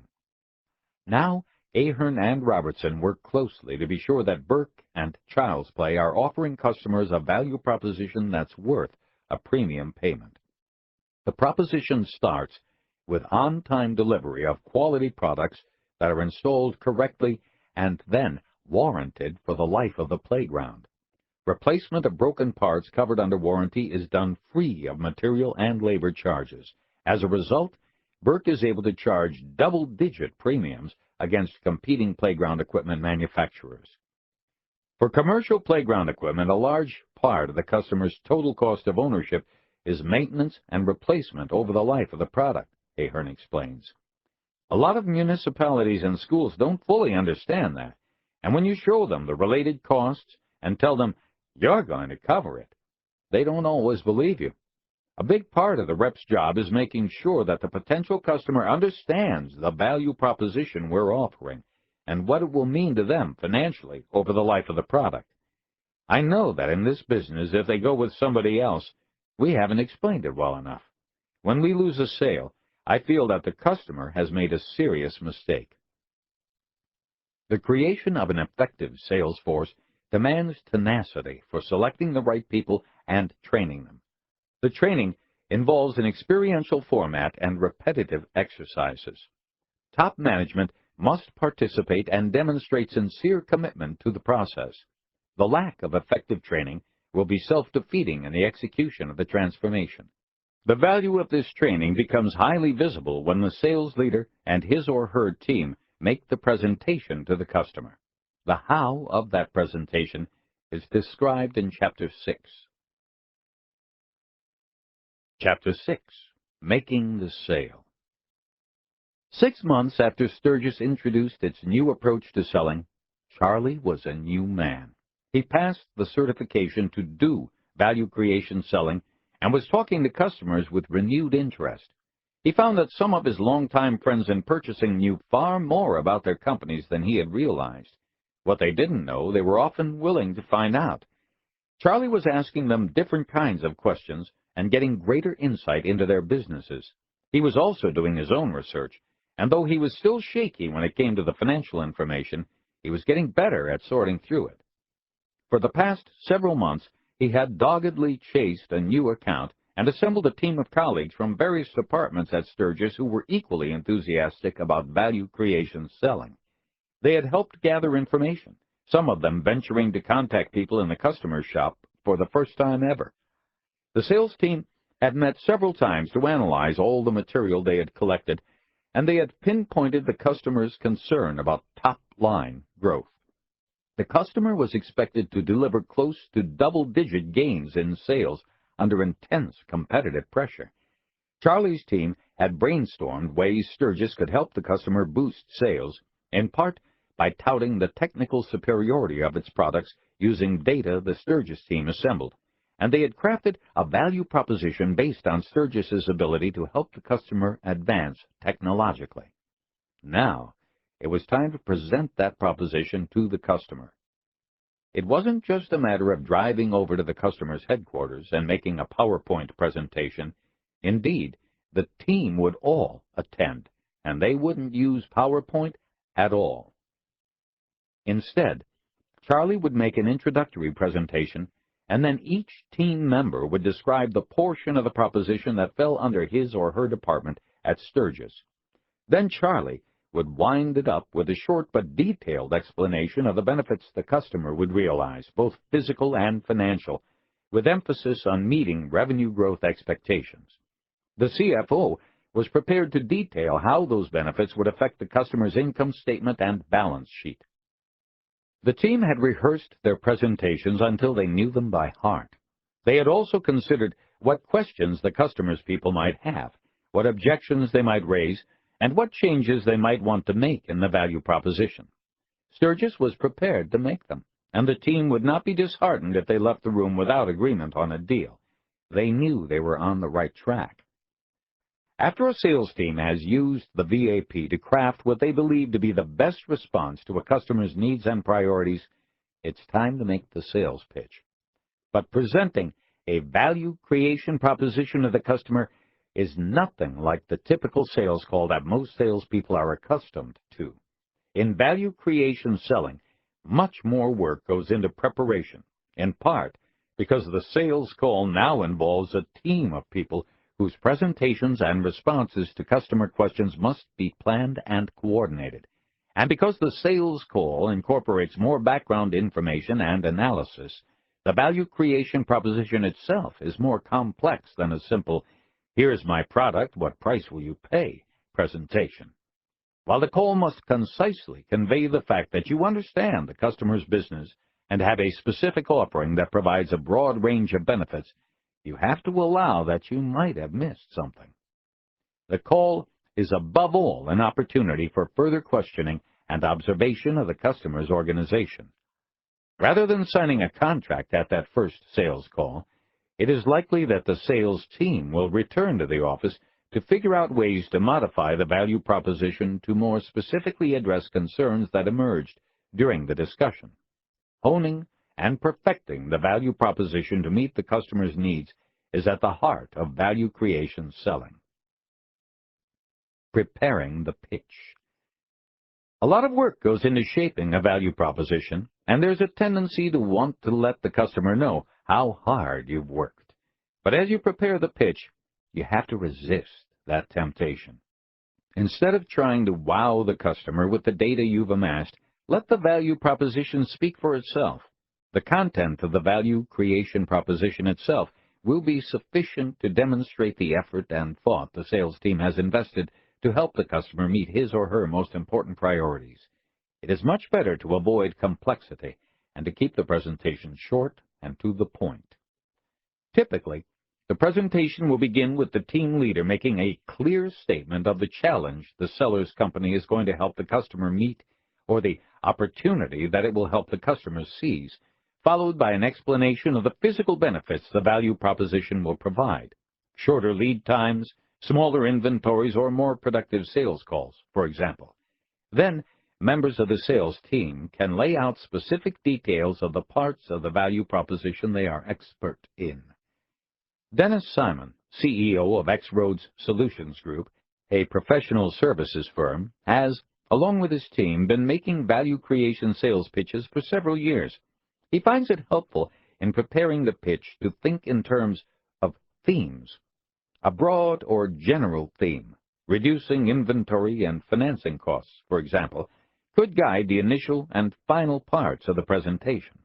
Specific themes, identifying logistical bottlenecks, selecting the right vendors for fast turnaround, and the financial savings involved in lower inventories and reduced financing costs, provide the focus for the middle of the pitch.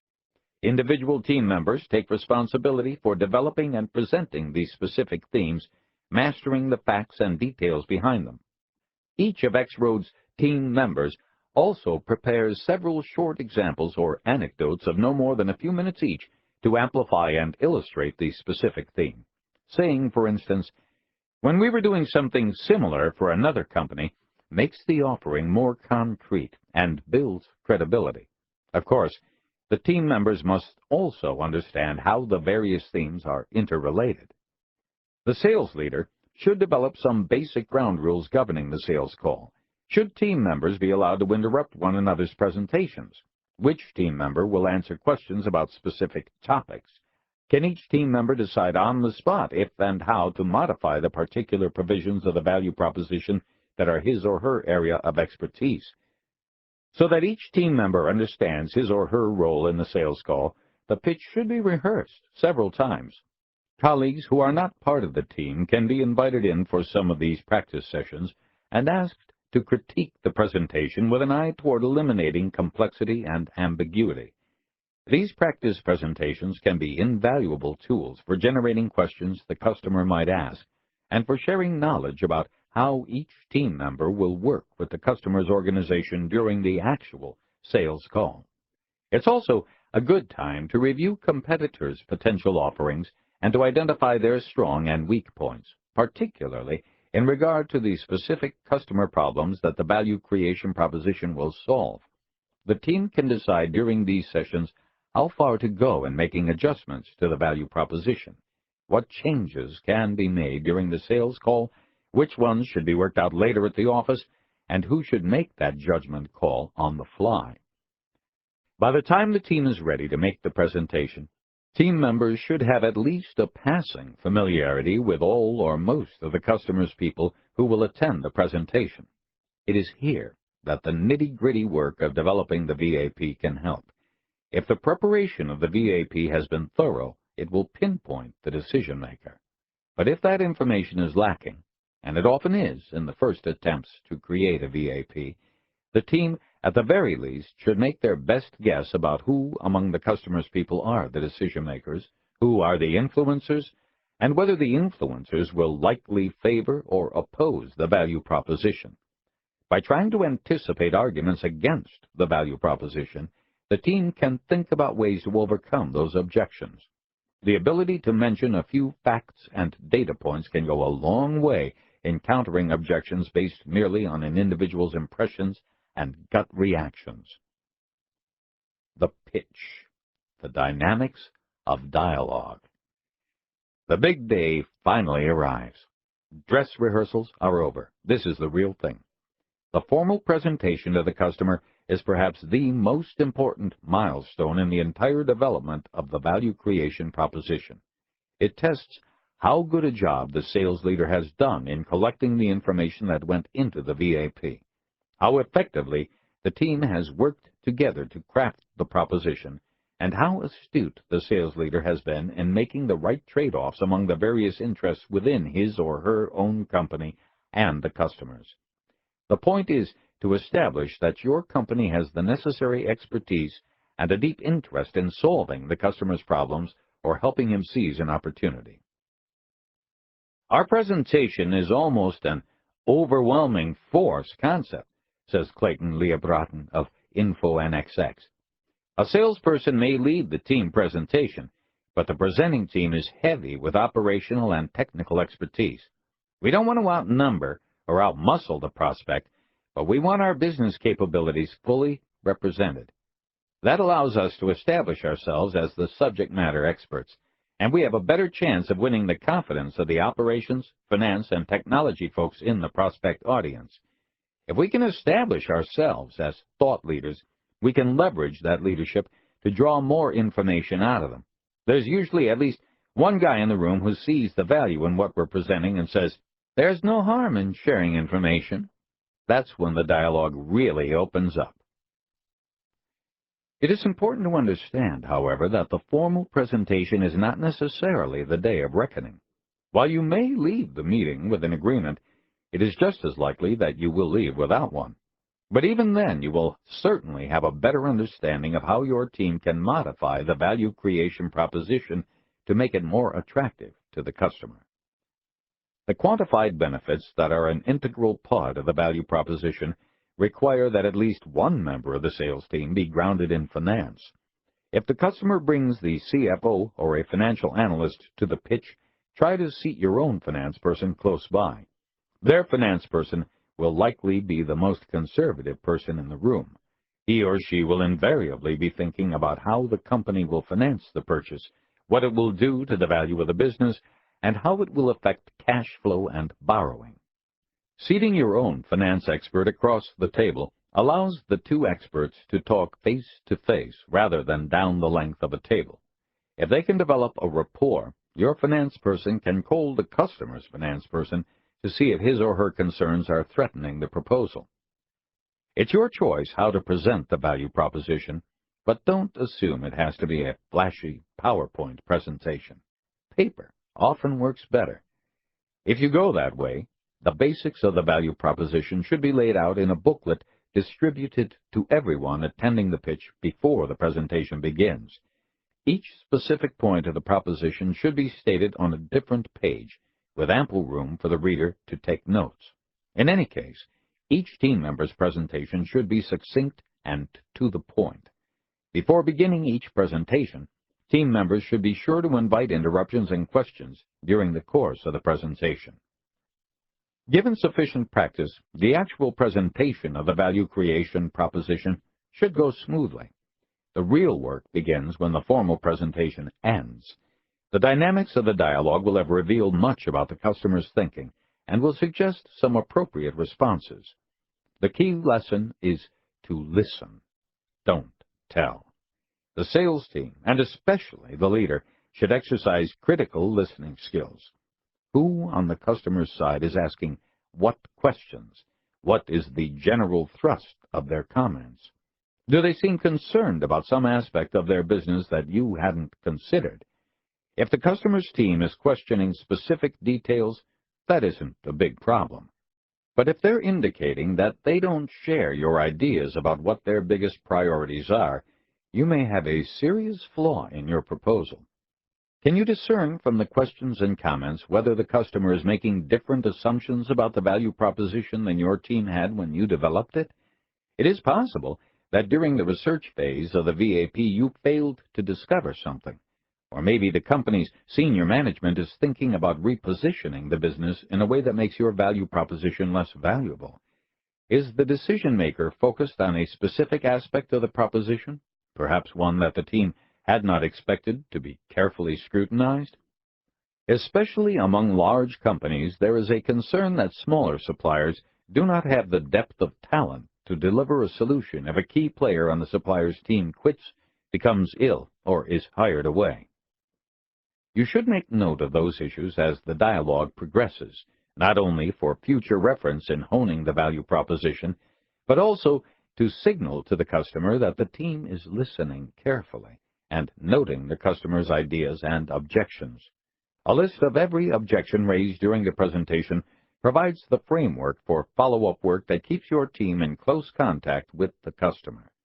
At appropriate points during the discussion, you should repeat the customer's statements to demonstrate that you are hearing and understanding what is being said. If you're answering a question, remember at the end of your answer to ask specifically, does that answer your question?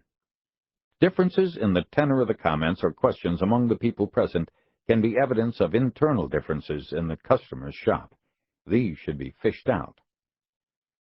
When Dennis Simon of X-Road Solutions Group detects significant differences of opinion among a customer's people, he often finds that he can diffuse conflict by turning his presentation into a tutorial on the issue at hand, explaining both sides of the issue in order to give support to both sides of the disputing factions. Sometimes the ultimate decision-maker is the entire customer team, he explains. They have to come together to decide if they want to look at the question objectively without a preconceived notion that something is right or wrong. We try to go in and create a decision-making environment for the customer where one might not have existed. That way, we can satisfy each individual's personal and professional needs. It isn't unusual for the dialogue to stall, drift off into irrelevant areas, or become circular. When that seems to be happening, the sales team leader should step in to redirect the conversation into a useful channel. One valuable question to get the discussion back to joint problem solving is, what are some alternatives that can solve your problem? Or, to help ferret out the deepest concerns among the customer's people, you might ask, what risks are you facing with regard to your own customers? Unspoken questions. Although the customer may not articulate his or her deepest concerns, underlying the entire dialogue, 3 critical questions will be very much on the customer's mind. Is the value proposition realistic? Keep in mind that most customers approach a sales pitch with the presumption that they'll promise you anything to get you to sign on the dotted line. Since most companies have never encountered a value creation sales pitch, they are naturally suspicious that you will not be able to follow through on the physical and financial benefits your value proposition explicitly promises. Obviously, your credibility rests on making only those promises you are confident can be fulfilled. As you deliver, the customer's concern will gradually ease and eventually disappear. Are the proposed benefits exaggerated or realistic? Remember that the benefits are explained both in physical and financial terms. To overcome the customer's skepticism, the presentation should demonstrate precisely how the benefits are delivered and how their value to the customer is calculated. The customer may make assumptions that are different from yours, and the value of the benefits will therefore differ. Depending on the nature of those assumptions and the extent to which they change the values you've calculated, you may be able to make adjustments during the sales call, or you may have to return to the office to recalculate. Can the value proposition be executed in the customer's shop? Despite all your efforts to gather intelligence about the customer before formulating the value creation proposition, the fact remains that the customer knows the capabilities of his company better than you do. He may understand and agree with all your points, but realize at the same time that his company will have to take certain actions to fully realize the potential benefits. If the customer is candid about his lack of capability to implement the proposition you're offering, you can make changes to accommodate those concerns. But some customers are not so candid and instead find spurious reasons to reject the proposition. Evasive answers to reasonable and politely posed questions may be your first hint that the problem lies in your customer's inability to execute the proposed solution, not with the elements of your proposal. In the end, you may need to beat a strategic retreat and continue your efforts to gather more data on the customer in the hopes of finding the root cause of his concern and creating a new value proposition that he can execute properly. Price comes last. The presentation of the value proposition and the discussion that follows will clarify whether you've created a proposition that the customer agrees addresses a major concern. Only after both sides have agreed that the value proposition has merit or that it can be changed in ways that will make it useful to the customer should the question of price arise. If the customer is asking for significant changes in the proposal, you might want to delay the discussion of price until you've made the revisions. In value creation selling, the price of delivering a value proposition is seldom a single number. Rather, because the proposition can be complex, discussions of price center on what I call price architecture. By that, I mean the price could include variables such as incentive payments for better-than-promised performance, bonus payments for on-time delivery, or special credit terms. The point is that both sides need to walk away from the agreement with a sense of satisfaction and feeling of accomplishment. After the pitch. Too often in traditional selling, the sales pitch either succeeds or fails, and the salesperson moves on to the next customer and the next pitch. In value creation selling, the sales pitch is just another beginning, whether or not it succeeds. If the customer accepts your value proposition, perhaps with some modification, you have to be sure that it is not only delivered on time and as described, but that it fulfills the promises you made. Chances are, however, that you'll leave the pitch meeting with a new list of objections, suggestions, and impressions. The first thing to do is let the customer know you heard her objections and suggestions. A letter, an email, or a telephone call that reiterates the objections and enumerates the suggestions your team made during the presentation will reassure the customer that you're still very interested in her business and will do everything you can to refine your offering. This communication should also set a specific date and time to meet again. To address specific objections or suggestions, the appropriate team members should reach the appropriate people in the customer's organization for elaboration or to ask specific questions. This is a good time to seek more access. You can try to meet with the person you've identified as the decision-maker to clarify her objections, or you could ask to visit with people who could explain specific areas of the customer's business. You might even offer to sign a confidentiality agreement to put the customer at ease. When Dennis Simon of X-Roads made a proposal that didn't quite resonate with the customer, he followed up with a request to explore the logistic problem the customer was experiencing in China. The customer agreed to let the consulting team in, and based on what they learned, the team was able to shape a value proposition that was exactly what the company needed to improve its cycle time, cost structure, and market position. In following up with the customer, you can change the scope of the value proposition, narrowing or expanding it as appropriate, and resetting the customer's expectations. You might, for example, suggest a shorter-term contract to a customer who is skeptical that you can deliver, or shape a value proposition focused more on efficiency than on revenue growth if you learn that cash is a major concern. In one case, a consulting firm knew that a potential client wanted to brand its commodity products globally and created a value proposition to help the client meet that priority. During the assignment, the firm learned that the client company lacked some of the capabilities it needed to meet that objective. Based on those additional insights into the customer's organization, the consulting firm altered its value proposition, and in so doing, helped the customer build a brand in a small region, something the firm knew would succeed. The firm then assembled the facts to show how the value proposition would be beneficial to the customer's business. Subsequent pitches of the evolving value proposition take much the same form as the original pitch, but for obvious reasons, they should be shorter and more focused on resolving specific objections or explaining the modifications made to the value proposition. Each reiteration of the value proposition should move the sales team and the customer closer to agreement, while giving the sales team invaluable insight into the inner workings of the customer's decision-making process. But not all sales pitches will end in success.